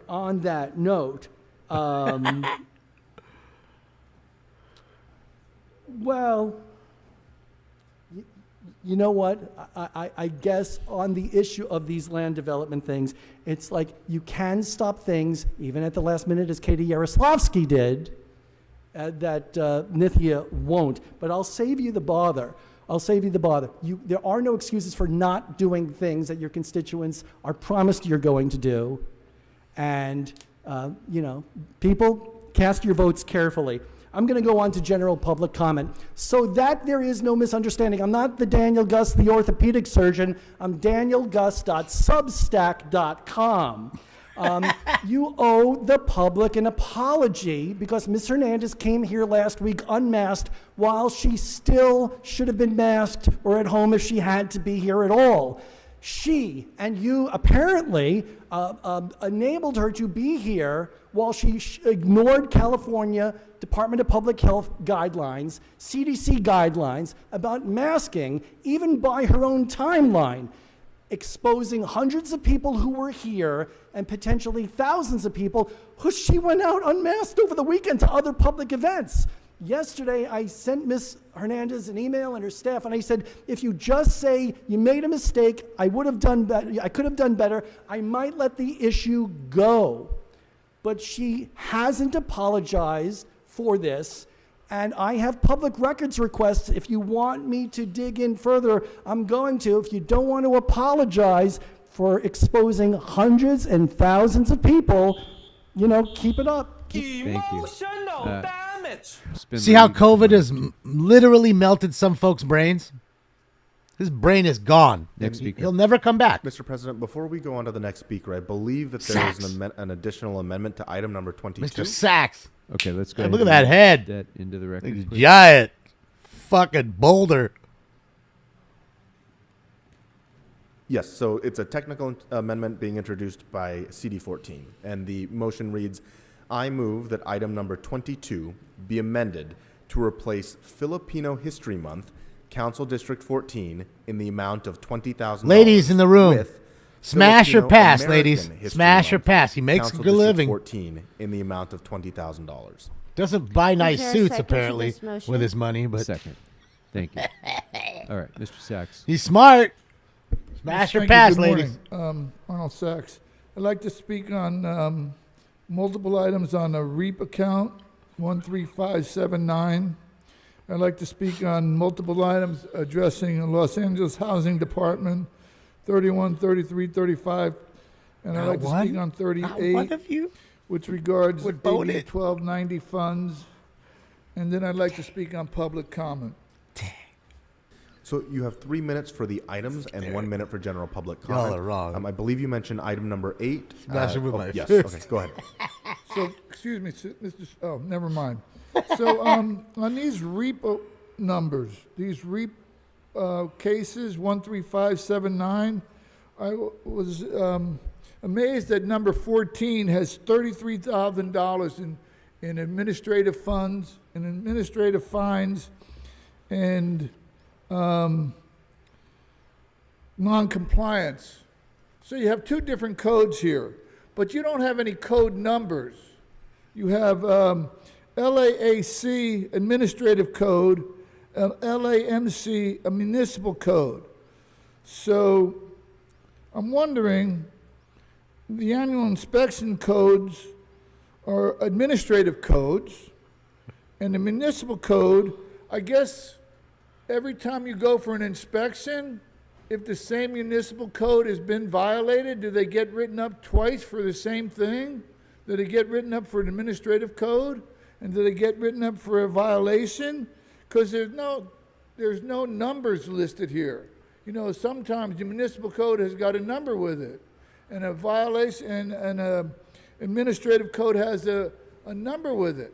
So I have this book from the guide from the County of Los Angeles, and it has a number of self-help access centers that you can visit. You can get this guidebook at the Los Angeles Board of Supervisors. All you need to do is go through the front doors, go to the front window right in front of you, and ask them for a county guidebook. It has a list of self-help centers. But what the problem is, without having a municipal code number on this violation, then you don't know what code to look for. So I'm suggesting maybe the city of Los Angeles could make a book up like this that have a list of services and maybe even list some codes on it so people would know what to look for. But that would take some common sense. And nobody in this city council, except maybe 3 or 4 people, have any common sense. Then I'd like to address LAHD, Los Angeles Housing Department, because according to this book, Los Angeles Homeless Services Authority, which is on page 68, was a collaboration between the city and county of Los Angeles, starting in 1993, which is over 30 years ago. So if you have a combination of the city and the county working together for 30 years, what the fuck do you need another LAHD for? That's right. When was that formed? You're just draining public money. It's so fucked up. And then I'd like to point out number 38, which is 1290 funds. When the hell are they going to finish those 2 buildings across the street from Staples Center? General public comment. My public comment is, let's see, equity that we've been hearing all morning is not equality. I don't care what dictionary you look in. Equity is not equality. You want pay equality? Then talk about equality. You want pay equity? Then talk about equity. Equity has nothing to do with equality. That's right. Equality is equality. You want equal pay? Then say we want equal pay. Don't say we want equality. We should have an item on your agenda or a vote where you can increase the number of council members, or maybe even meet with the council and the Los Angeles Board of Supervisors at the same time. The Board of Supervisors just got a pay increase. They got $44 billion in their budget. That's $4 billion a fucking month. That's $1 billion a week. What the fuck is going on in this county? Fucking love him. That is Thank my you. hero Our right next there, speaker, dude. I love him. Melrose Larry Green. Melrose Larry Green, And let's I think go. Herman From the is Coward listed Stern and, show, guys. Maybe the last. That really is him. Go ahead, Mr. Green. Good Good morning, everybody. My name is Melrose Larry Green. My real name is Lawrence Greenblatt. I live at 817 North Las Palmas, apartment 8. Just doxed in the himself. 13th district. My councilman And is Mr. Hugo Green, Soto which of Martinez. the items would you like to speak on? Straight doxed I want to himself. speak on a general comment. Okay, so you have 1 minute for general public Okay. comment. Okay, I already told you my name, Lawrence Greenblatt, Melrose Larry Green. I live at 817 North Las Palmas, apartment 8, in the 13th district. No way, I've lived in Bob. the same rent control apartment for 34 years. I moved there in 1989. Twice, my slumlord, David Finkelstein, has tried to evict me, and twice he lost. I've paid my rent every month for 34 years. Recently, my whistleblower roommate cited several deficiencies with the unit. They had 30 days to cure the deficiencies from May 30th to June 30th, and Finkelstein and MCM management did nothing. Subsequently, I think they were fined, and they've been retaliating against my roommate and me since July 1st. On July 20th, they gave me 5 days to move everything out of my unit. I'm a senior citizen. My roommate has a mental and physical handicap. I have to see doctors now. I need your help. I need your help. They have not Finkelstein. cashed my rent check Great. for 3 months. Speaker, your time has expired. That was great. Finkelstein. Finkel and Einhorn. Einhorn. Finkel. Finkel. Thank you. Einhorn. That concludes in-person public What? comment. Where's There's one Spindler? more? Okay. Fuck out of here. All right, who do we have? Been there the whole time, you asshole. Mr. Goat Puppet? Trying to not let him speak. I'm telling you, what he's Name is doing, crossed off he your signs slides up soon, Herman, but and go ahead. Herman signs him up if they Good morning. whoever gets Which of there the first. items would you like to speak just on? in case they get there late. Yes, all available there, Circle K Bald Head. So you have 3 minutes for the items and 1 minute for general public comment. Yes, but you start my clock early, human. Put the time back. Yes, and for the record, Bob, we signed up 18 different times today, worthless bitch. So now we'll get to this item. First of all, the first 17 items are a prime example of property owners who were not able to successfully pay off the building inspector. Let's give them a hand. Oh, yeah. Yes, that's right. Now we have liens. Let's talk about Unisys. No liens. And let's talk about Kevin. No liens. And even that big fathead Pat McOsker, no liens. And Nithya Ramen Noodle with the pretty hair today, no liens. And Staffer B, no liens. Yes, and even the evil of Tracy Park has given her people no liens today. Very Pickle Dick. good. There's Pickle Dick. But I expect better of you. And then we have the rest of you. You, the council members who abuse your citizens. You cocksuckers. On item 1 and 2, we have the pink-skinned petty dictator Armenian cocksucker.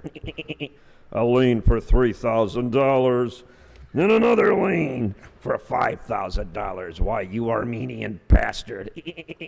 And then we have Bleed Blob and Bleed. The filthy, filthy Jew on number 3 at $22,000 lien, you bastard. What about number 4?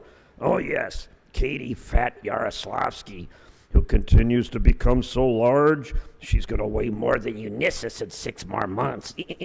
A lien for how much money here? Turn the page. I'm getting it. $25,000 fucking dollars for a goddamn fucking lien? What a bitch. Then we have Fat Monica. Moo. 1, 2 liens, 3 liens, 4 liens.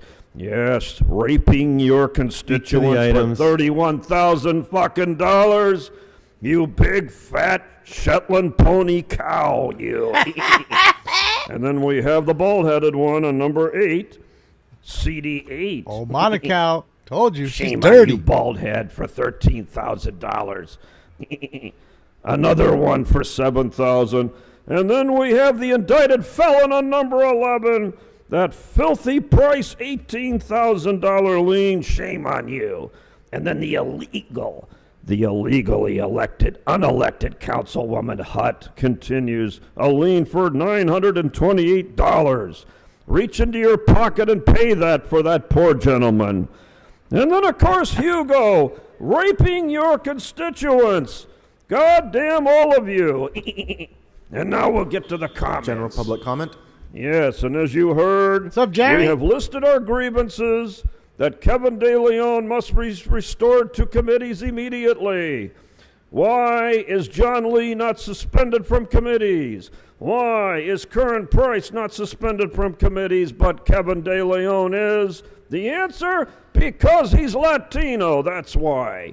You won't do it against the Asian, and you won't touch the blacks. And that's the problem with this fucking council.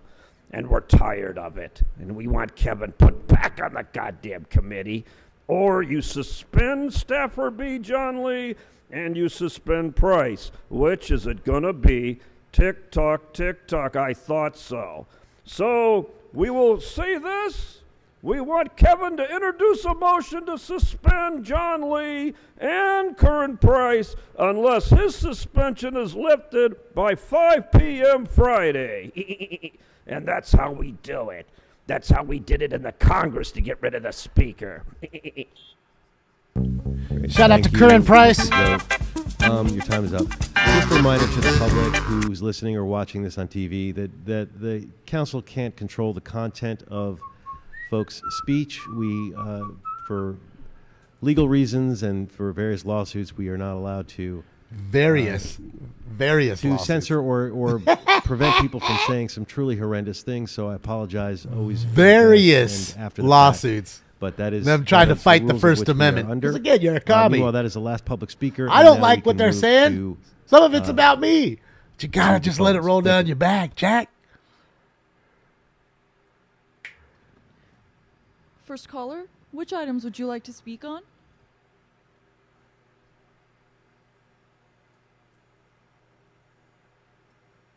Hey, it's Rob Kwan here. I'd like to speak on a very special general public comment. So, Rob? I'm sorry, which items did you say? Just general? A very special general public comment. Okay, so you have 1 minute. So, Mr. Grote, we gotta be vigilant here. Mr. Price is not the only member that needs to recuse themselves on item number 19. This is for outside counsel involving a number of firms with very lucrative contracts. One of them is the former employer of our council member from the 11th district, and according to the assuming office form 700 filed, that was an entity that income was received from within the year prior to assuming office. So this kind of seems like a textbook instance where a member needs to recuse themselves from the item. So I was just feeling really nice today. Y'all have been through a lot recently. So I just thought I'd throw you a bone and give the opportunity to fix that. And I'll leave it there. Thank you. Next caller, which items would you like to speak on? You've been through a lot lately. I'll speak on items 1 through 17, 38, etc., and general comment. Oh, that's Robot So you have Dog. 3 minutes for the items. Fucking and Robot 1 minute Dog, for I think. general public comment. You have. Please begin with the items. Sounds like him. Different phone, maybe. Okay, thank you very much. Items 1 through 17. This is another example of the most corrupt city government in the city, in the country, looting people's property with liens. How do you abate a property? I know something about property abatement and property in general for $30,000, $25,000, $28,000. DeLeon. Instead of helping the people, these corrupt, sleazy council people are just devising more and more ways to steal people's properties instead of helping the people. Petty pink-faced, corrupt Armenian dictator Paul Krikorian is the worse than Yerny Martinez. It's disgusting. Why don't you apologize for the corruption, Bloomfield, of all you getting indicted every other week? These liens are disgusting. It's similar to the fires in Hawaii with a land grab. These are just land grabs from a corrupt, sleazy council headed by petty, pink-faced, corrupt Armenian dictator Pauline Krikorian. You're Pauline. worse than Martinez.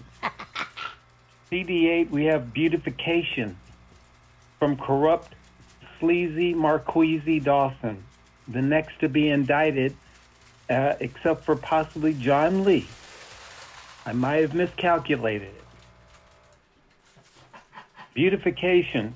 Sleazy Marquise. There's a food desert. We have close to 5 more closings of supermarkets around the area.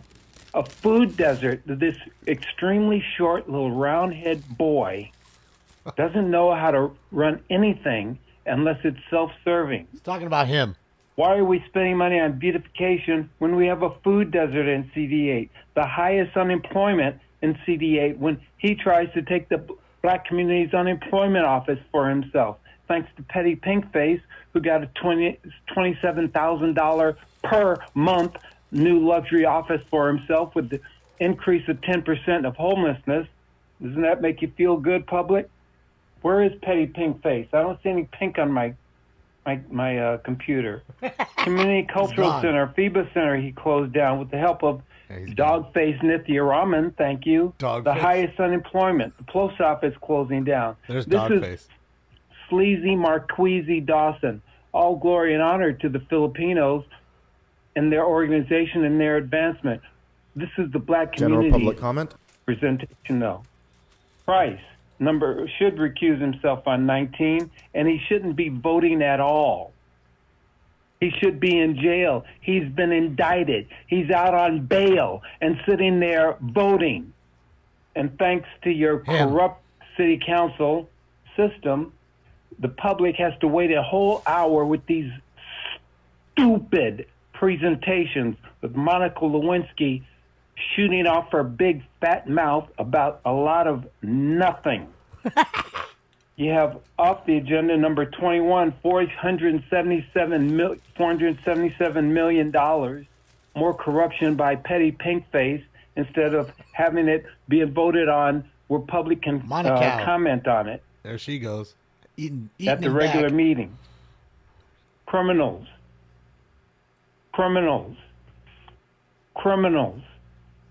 Corrupt criminals.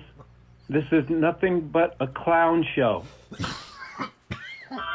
Caller, your time has expired. Ah, he was getting the Before circus we music move in on there. to the next caller. I'll get it Mr. for him. Spindler, you had multiple outbursts during that last caller. I did not want to interrupt their public comment. Please do not disrupt the public comment for other speakers. This is your first formal warning.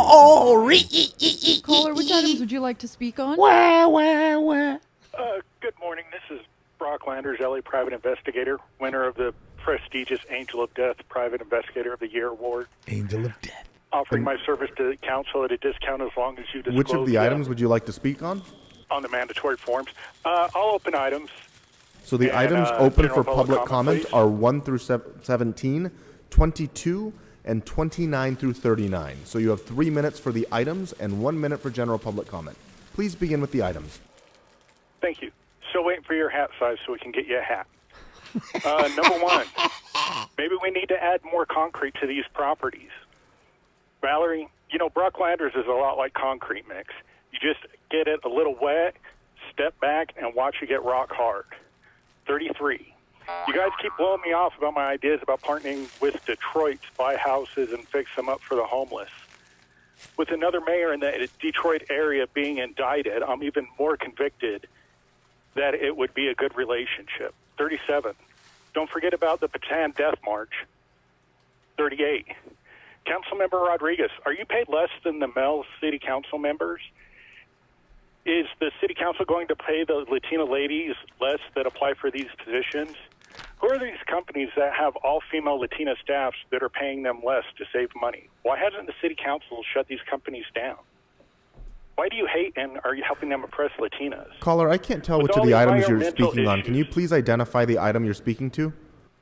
38 for the beautification. I assume that you guys are going to be adding more jobs for the people beautifying. I don't know why Latina women shouldn't be entitled to some of those jobs. Is that okay? Yes, but please make sure to tie it with the item. Get in there, buddy. Just don't be so quick. With the environmental issues, I think the council should be more careful about all the gas they're lighting when it comes to the Latina pay gap. General public comment. Daniel Gus, stop bragging about the Substack. It's not impressive. You might as well start saying Daniel Gus, 3-pump chump. Stacy, if you want, I'll talk to Damon and Stinks to have you on Smoke and Scan to talk about your platform. Go Stacy. Since Marquise is ducking me in the charity boxing, I don't blame him. It looks soft. The female identifying members of Smoke and Scan would like to challenge the council member Rodriguez and other female members of the city council to a charity softball game.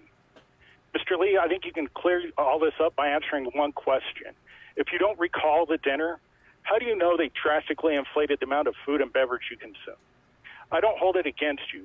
I've been sharing my gifts that's bigger than it's supposed to be since I was 14. Mr. Lee, I hope you like the taste of prison food and penis.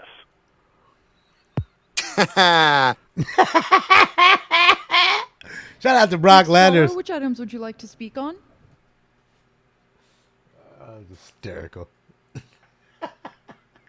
Fucking Brock, dude. He's great.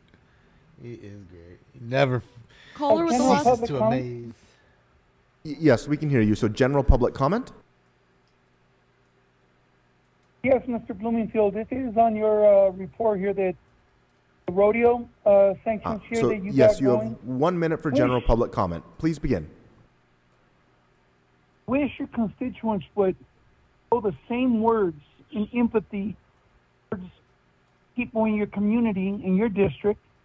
Tell me that they went out there and fed the homeless, gave some water away. All these issues about the animals. Not one outreach to the people in that community, just the animals. And at the same time, the crisis we got going, and you could go look good for your election.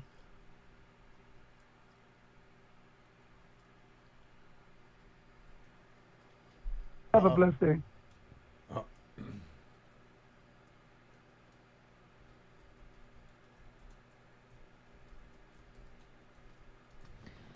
Next caller, which items would you like to speak on?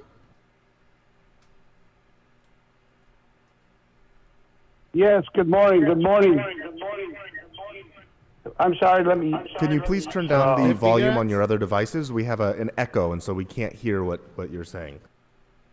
Yes, sir. Candido Mayor is proud That's it. 12th District resident to stand with my councilman. I will judge him on all the great And things he Mr. has Candido, done. which of the items and would you wait like to for speak the to? outcome. I would like to speak on item 37, 38, and public comment. Okay, so you have 2 minutes for items 37 and 38 and 1 minute for general public comment. Please begin with the items. Thank you. To my Filipino brothers and sisters, thank you for making this country a greater and better country. You came here for the American dream, and you've achieved it, and then you've also helped other minorities reach for that dream. So I thank you. Ms. Padilla, in your district, the very first Knights of Columbus Filipino Council is at St. Genevieve, and I was part of that with a gentleman by the name of Primo Sumugasi, who was the Grand Knight. He was told that he couldn't be the Grand Knight of Van Nuys Council 3148 because he couldn't speak really good English. What did he do? He went out and created the very best council for the last 10 years. So my Filipino brothers, Pinoy, thank you for all that you do. Item 38, talk about beautification. That is what I know about John Lee, that all the years since he was a young man, Van Nuys, it didn't matter which district, Mr. Lee was always there, not supplying the products, but being side by side, cleaning and doing the things to make our city great. Now, John Lee and I are not friends. We don't go out and have coffee. We don't hang around. But I base it on what the person does throughout his life, not one issue. Whatever happens, happens, but I believe in John Lee, and I hope that everything comes out great. Now let's go on to public comment, please. Okay, public comment? Yes, to all the Jewish community. Last Friday when I heard that evil person, the Nazi person, the Hitler wannabe, talk about Jews and what he would do with Jews, Mr. Blumenfeld, I apologize to you and anybody else that is Jewish because that man is sick. And the sad part is I think I know who he is. And so I challenge him and I invite him to come down to City Hall and see if he'll stand before the city and say those words. Don't hide behind the curtain. Come forth and let's see if you have the balls to do that again. But again, to the Jewish community, don't worry, we will stand by and we will never, ever allow what happened during World War II to happen because people like this have to be stopped and they will be stopped. Thank you. I appreciate the time. There you go. Put your balls. Next caller, put which your items balls would you like on. to speak on? Calling him out. That's the guy I think that was talking about me. You know? Hello? Yes, Hello? go ahead. Hello? Can you hear me? Can hear you. Yes, Yep. we can. Which of the items would you like to speak on? I'd like to do general public comment, please. Okay, so you have 1 minute for general public comment. Thank you. Hi. Number. I am calling. I want to bring to your attention that we do need emergency call buttons installed inside the Metro Rail line. I'm talking about the Underground Rail line because when a string of violent crimes occurring inside Metro Rail line system, the problem is that there's no. You can't make a phone call to police because the cell phone signal is extremely obsolete, and riders would like to see that option available where there's a call button that they can push for emergency, and the police law enforcement can be dispatched to the location to assist, and that's something we would like to see installed on all the rail cars of the Underground Rail line. I would appreciate if you guys can look into doing something like that, because we don't want to see robberies, stabbings, all Caller, that other your time stuff has expired. happen. Caller, we don't care about being Next caller, safe, which items would you like to 'cause speak it on? doesn't happen to us. Yes, how we doing today? How we doing today? This is Jason. I'm a smoker scan viewer. What's up, Jason? I'm sorry, which of the items would you like to Sorry, speak on? what? Why are you calling? Oh, I'm sorry, my man. I figured with a head like yours, you knew everything already there. It's going to be a minute for general comment, if you would please, kind So sir. you have a minute for general public comment. Dead right now, dude. Good deal. I was just saying, and if you got a little free time on here, you can jump online, smoker scan, and catch a few of his videos, and you can watch a little live chat, throw in a comment there if you have time to do that. But anyway, I'd rather play with 10 people and just get penalized all the way until we have to do something else rather than play with 11 when I know that right now that person is not sold out to be part of this team. It is more about them than it is about the team. Cannot play with them. Can't win with them. Can't coach with them. Can't do it. I want winners. I want people that want to win. A few words for y'all. Y'all have a good deuces. Next caller, which items would you like Shout to out to speak Jason. on? He said, with a head like yours, I thought you'd know everything. That big ass head, you should know Caller everything. with the last 4 digits, 1991. Please press *6 to unmute.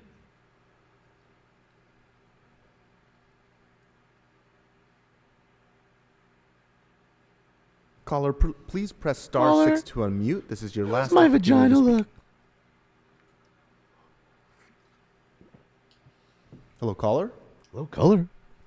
Hello. Next caller. Hello. Caller, which items would you like to speak on? Hello? Yes, we can hear you. Which of the items would you like to speak on? I'm going to go general public.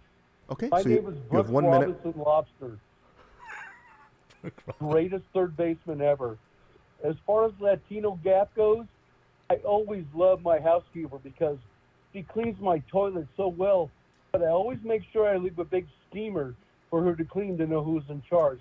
Also, Raising Cane's is not as good as raising lobsters. And then you know what we also talk about? Is Filipino. I love Filipino food. My neighbors are Filipino.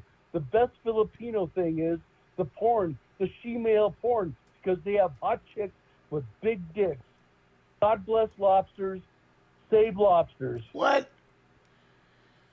Man, Lobster, you went off the rails right there, bro. Whoa. Whoa. I wish I had that. What was it? Was it Full House? Wasn't it like John Stamos or whatever? Whoa. No, that was Joey Lawrence. Caller, which items I would think you it was like Joey to speak Lawrence, right? Whoa. I need that. Whoa. Put Kevin back on committee. That's Spindler. Kevin back on committee. Next call. Okay, I'm sorry. That's Spindler? Mr. Spindler. You're going to have to leave. Get out. You are disrupting the meeting. You have done this before. knew You it. cannot call in from there because therefore the person here is disrupting the person on the phone. You cannot be both. You must leave. Oh. And Mr. Chair, Mr. Spindler has already been warned today for his Awesome. multiple outbursts. You've been warned many Just times. I awesome. saw you on the phone. You are disrupting I this saw meeting. you You're on the continuing phone, to disrupt man. the meeting. These games are not appropriate. This is not a game. Get out. He's still disrupting the meeting, subject to Rule 12, Rule 7. Leave quickly and quietly. Leave. Let the record reflect Mr. Spindler is continuing to disrupt this meeting. Leave expeditiously. Stop speaking and leave. Oh, my gosh. Okay, let's get back to. Do we have any additional Oh, public it's comment on the hysterical. phone? No more I knew it callers was in the him. queue. Damn Okay. it. That was the last one. That brings us Of course, to. he got in there really quick. Which items? Items Bring I believe Kevin 17 back. and 3339. Bring Kevin correct? back. Yes, Mr. President. Okay, seeing no speakers on the queue for those items, let's open the roll. Oh, that was hysterical, dude. Close the roll. No, they tally just the hung vote. up on him. 59. Because you can tell. You can hear the echo. Okay? And he can't Okay, get away from the echo next because we'll he's move in that to chambers and number it's making the 22. phone echo. I believe there is And then an it does amendment for fuck that. with the sound guy. Yes, sir. Those are 2 amendments, but the You amendments knew right may away. be voted I on thought he with was out in the items hallway. At the same time, sir. You know, he walked out into the hallway and started calling. But So you're saying we can barely vote on he it was as sitting right amended? there and he called. Yes, sir. Okay, and that got a lot amendment of has been read balls. into the record already. Yes, sir. So let's vote on item 22 as amended by Mr. Harris Dawson. Let's open the roll. And as amended by CD14. It was amended by. Okay, that's not what I have on my record, but okay, amended by Mr. De Leon. Is that a second amendment or? It was a second technical amendment. Why is she wearing It a added mask? the word 'Cause she wants American to. between Filipino, or right after I got you. Filipino. Okay. Let's vote on 22 as amended by Mr. De Leon. They were trying to bring that shit back, troll. What are you talking Close the about? roll. I live in a Tally state the where votes. there's a lot of scared people that don't realize that 59. they have a immune Okay. system and what it That takes us does. to item number 29, called special by Ms. Rodriguez. Ms. Rodriguez, the floor is yours. Thank you, Mr. Blumenfield. Colleagues, I rise today to provide some context for the The motion that gaslighter. is for the that item got that is called before out us today, 3 item times, 29. not even just by myself. For decades, the Sylmar Really community 4, was promised include me. a new fire station. In fact, it was part of some of the funding allocations Stacy that called were her originally out. supposed to be I called her fulfilled out. as part Sachs of the last called her bond. out, and the other guy sadly, called as her a out result on of the some phone. Bad actors, Brock and called the her out, I believe, maybe developer too. Not honoring No, it wasn't Brock. It was their somebody else. commitment to avail the property at this said location. Oh, it was the robot guy. After robot guy. negotiating for the last 6 years that I've been on this council, we are finally taking ownership of a parcel that will rightfully be the home of a new fire station serving the Sylmar community. And so with this step we take today, after all these years of due diligence and trying to fulfill a long overdue commitment that extends back to when Alex Padilla was the council member in this 7th district, we are taking the very Right, Diane? strong steps She today loves it. to finally realizing this long overdue commitment to fulfill a gaping hole in service that we need to provide. You got a to the gaping hole Sylmar between your community. legs. And so I ask you for your aye vote and thank you for your support. And No other really, speakers on the really queue. on your Let's face. open the roll. It's a gaping hole there too. Got 2, I guess. Close the roll. Tally the vote. 15 ayes. 15 ayes, Okay. and nobody said no.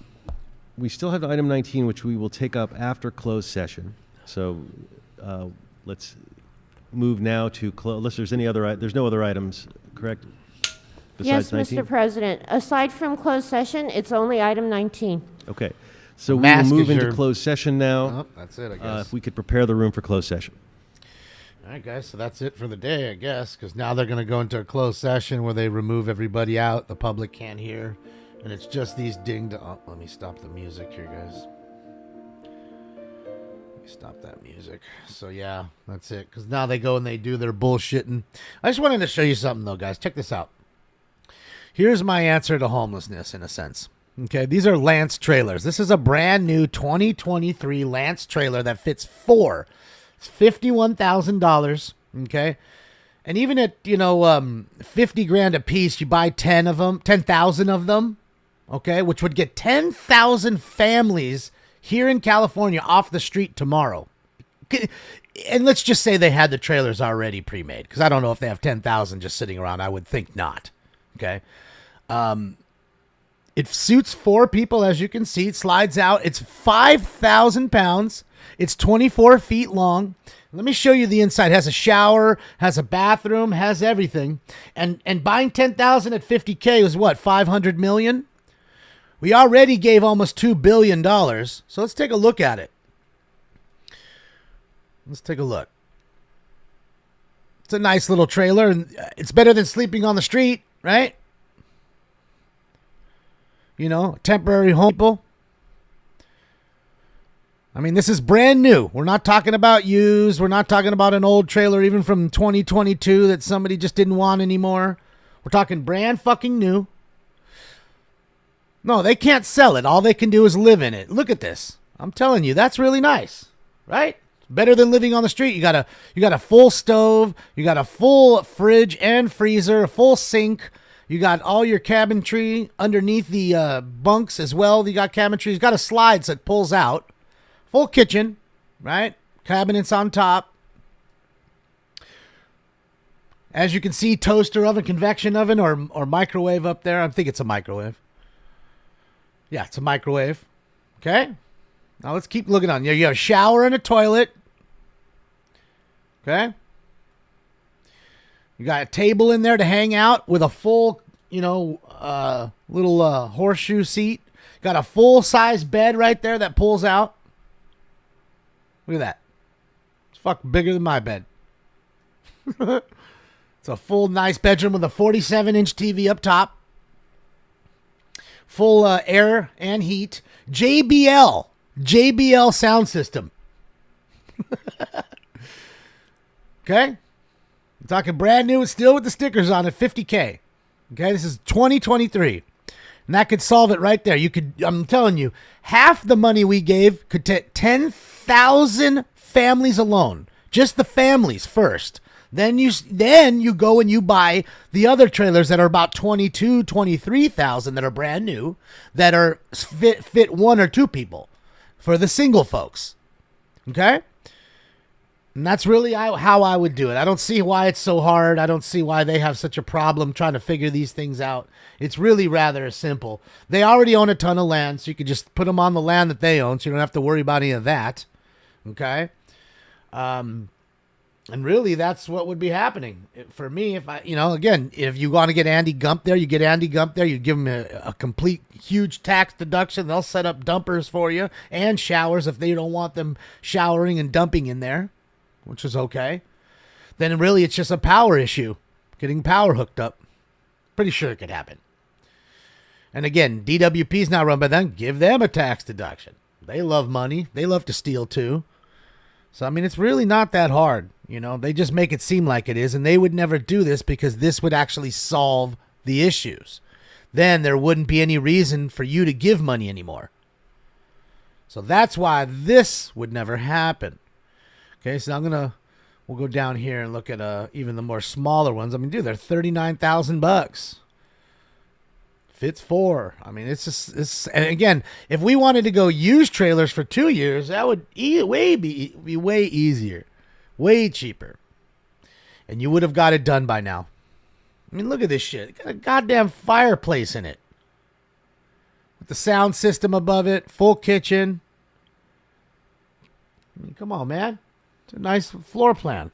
It's really nice. All right, so we'll go to the border here for a moment. Then I got to hop off, guys, because I got stuff to do today. But, yeah, man, good to see Taco Joe down at the border. Hanging out. And, yeah, it was a weird kind of meeting today. We got at least some of the regulars. Let's see what Joe is. Steal the copper wire. Well, no, the thing is you would, and that's another expense, too. We'd have to hire a security a team to watch the place, so that way they're not stealing the stuff, they're not doing rampant drug use and selling drugs and all that shit. You'd have to figure that kind of stuff out. And then watch your brow with me. Yeah, can I link Joe? Sure. Sure. Hashtag hold the border. Give me one sec here. Okay, it should be there. Hopefully it has worked. There's the link to watch what's going on right now. Guys, this is Taco Joe, First Responders Media from Bakersfield, California, live at the El Paso, Texas border with Mexico there. He's on the Mexican side, and he's just on the other side of the Rio Grande there, and he's just watching the influx of the invasion throughout the days. And really what they're doing now is having these people line up in a single file line in the heat directly in the sunlight, because that's really humane until the next set of Ubers get here, and then they'll just let them through instead of having them again just run into the country, which again you might as well. We wasted all our money on the razor wire. We waste our money on these guys who do nothing with their guns. So let's fire all them, let's sell all the razor wire and just let them come in already. Okay? And scrap the fence, I guess. Let's take that and we could use it for scrap and get some of our money back, maybe. Do a nice little tax rebate for all the steel that we've, I mean, at this point, we might as well. They're just letting them in anyways, so whether you're slowly letting them in or letting them in fast, what difference does it make? You might as well let them in fast and save your money. FEMA test alert just on my personal phone. You might as well save your money and let them in fast than get bled dry until you have nothing left and let them in slow. My personal phone is pinging off. You choose. A U.S. tower near here.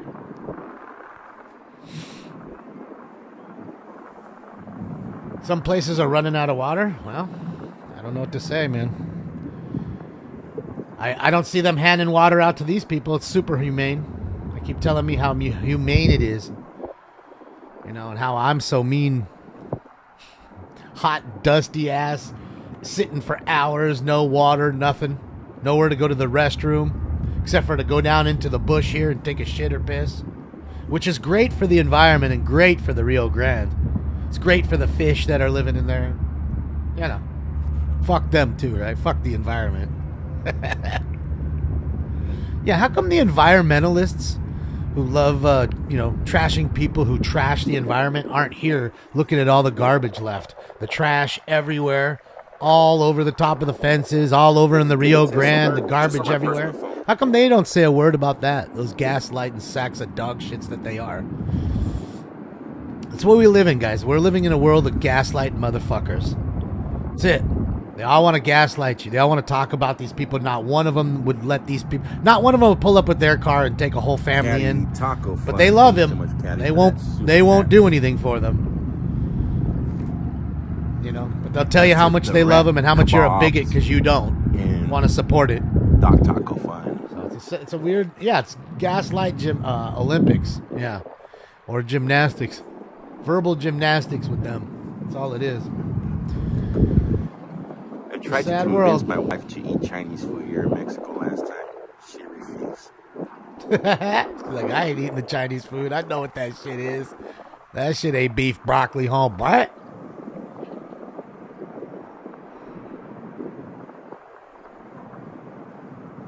Well, I know garbage is everywhere, but let me tell you something. Like I said, I've been to a few countries in my time. I don't throw anything in my country on the ground. I certainly wouldn't go to another country walking in and dump my garbage the second I'm walking in there to disrespect the country that's taking me in. Right? So just because there's low-life sacks of dog shit whose parents didn't teach them better about throwing garbage everywhere, that makes it okay? Is that what we're saying here? Just because there's lowlifes who throw garbage makes it okay. Basically what you just said to me. Trust me, if I was there and I saw them throw their garbage, I'd pull up to them and tell them. And they've been doing van loads. Pick up your garbage. Don't come in our fucking place doing that shit. Have some respect. Because I guarantee you they'd probably do the same to me if I was in the middle of their town, throwing garbage on their town. Somebody would come up and say, "What the fuck are you doing, American? Coming here doing that shit." But I'm respectful. My parents taught me better. I'm go throwing garbage anywhere. In fact, my whole goddamn, what do you call it, armrest filled with receipts and shit. Because I just pile it in there until it can't fit it anymore and then throw all that garbage out. So, yeah. That's why Santa Ana looks trashed. But yeah, it's a sad deal. Yeah, they set up dumpsters. We can't see them. There's already dumpsters that we're paying for. Every day this truck comes, picks one dumpster up that gets filled with garbage. But do you think they all throw the garbage away? No, they don't all throw their garbage in the dumpsters. Some of them just go. I wish I could talk to him right now just to ask him to pan the camera left or right, just to show the garbage. I wish I could, but I have no way to contact him. But I'm telling you, you'd see how much garbage, how many encampments are here in the bush. Then they cross the river, go over there, and they just leave the garbage. They could totally grab the garbage, ball it up in a bunch of shit, go across the river and throw it into the dumpster, but they don't.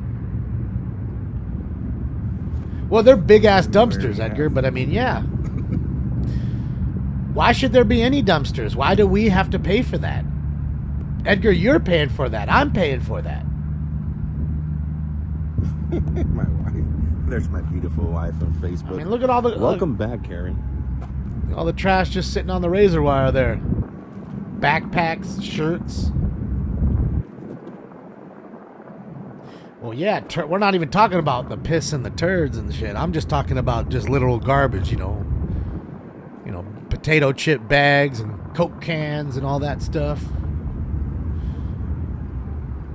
And they're not eating gourmet, right? They're eating whatever they can. A bag of peanuts, some corn nuts, some juice, a water. So all the immigration officers are out here again, or...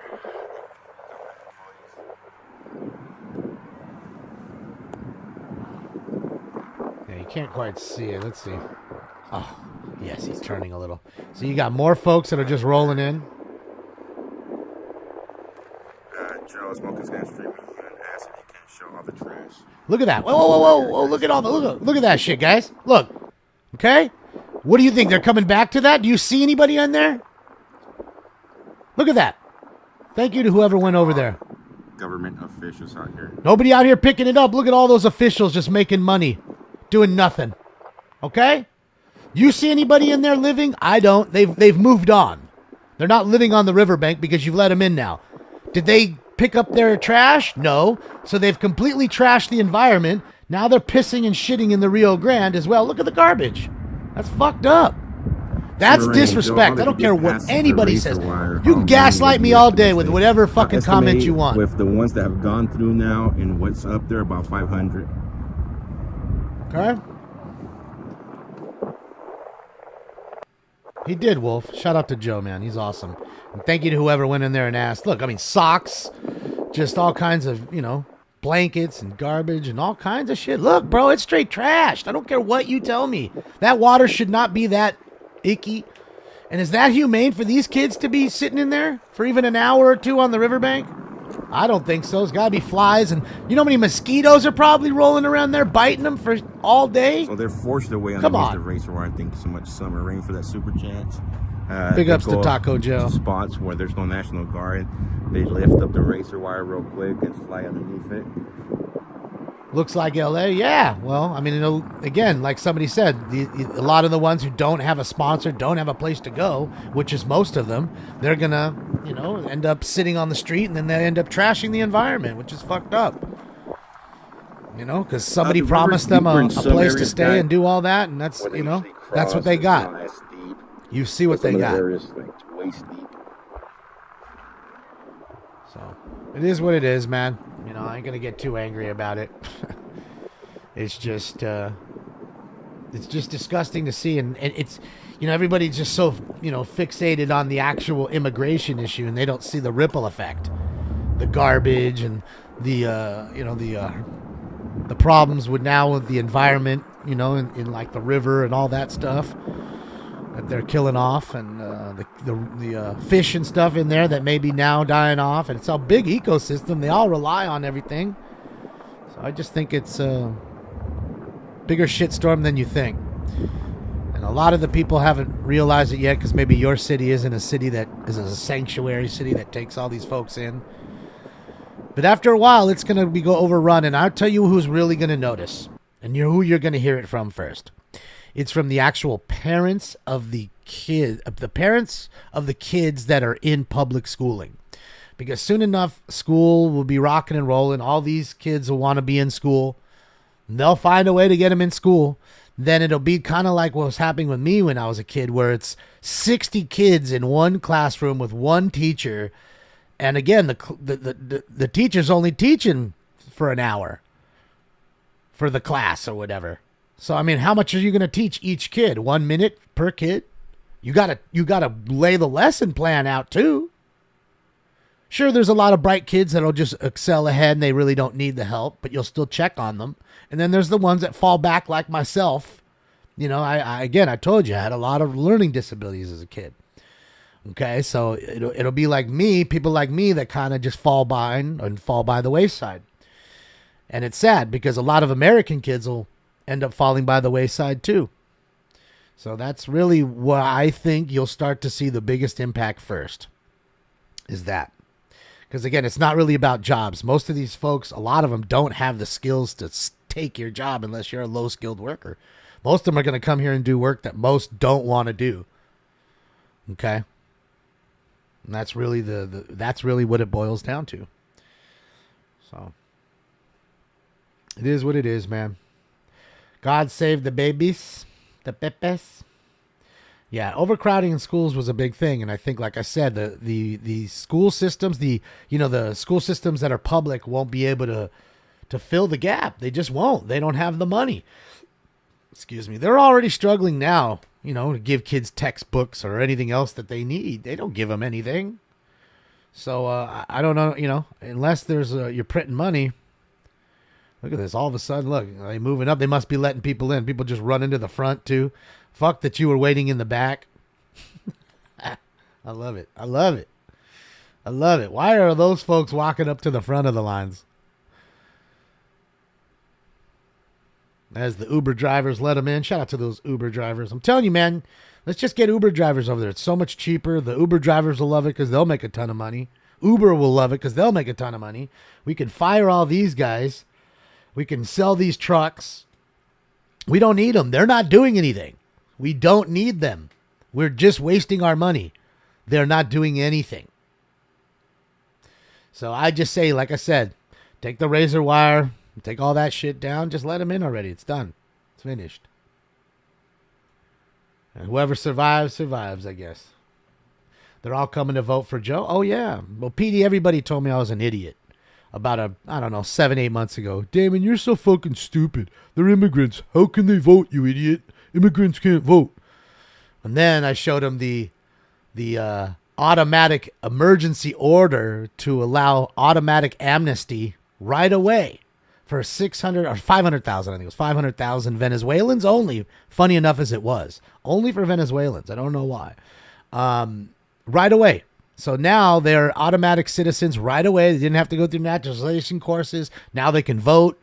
They can go out and work. All that immediately. What do you think? Those 500,000 aren't going to give you their votes? They just bought 500,000 votes like that because that's what they have to do. Their voter base has pretty much some of them, let's just say a good amount of their voter base has woken up. They would probably vote the other way, although they're not the other way. They're just tired of voting for the ones they like not doing what they're supposed to be doing. So they're stuck. But there's a whole lot of dummies out there, and now you've introduced a whole new voter base. Every day you're bringing in thousands more votes.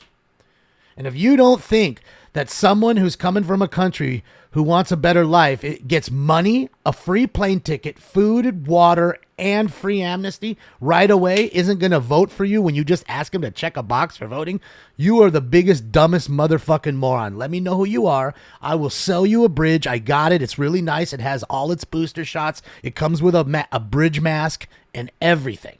Just let me know, because I know you're dumb enough to fucking buy it. I know you are, so just let me know. Put it in the chat. Hit me up on a DM. I know you're stupid enough to fucking buy it, so we'll get that deal over. So yeah, that's what it boils down to, and it should make your blood boil. If it doesn't, it's a sad deal. Is that humane to have these kids just running in through the desert, hot as fuck, not handing out any water? Not putting a tent out so they could at least sit under the tent. And there you go. Texas. Right there. You see it? Texas state trooper. Fucking state trooper from Texas. Right there. Okay. That ain't Border Patrol. That's a Texas state trooper. Okay. So don't think they're not all complicit in this shit. I think a lot of them are blood boiling. They're going to work because they got to feed their families and they can't stand what's going on. Now you got nothing but these kids rolling in. Where are all their parents? There's a big group of kids. Where are all the parents?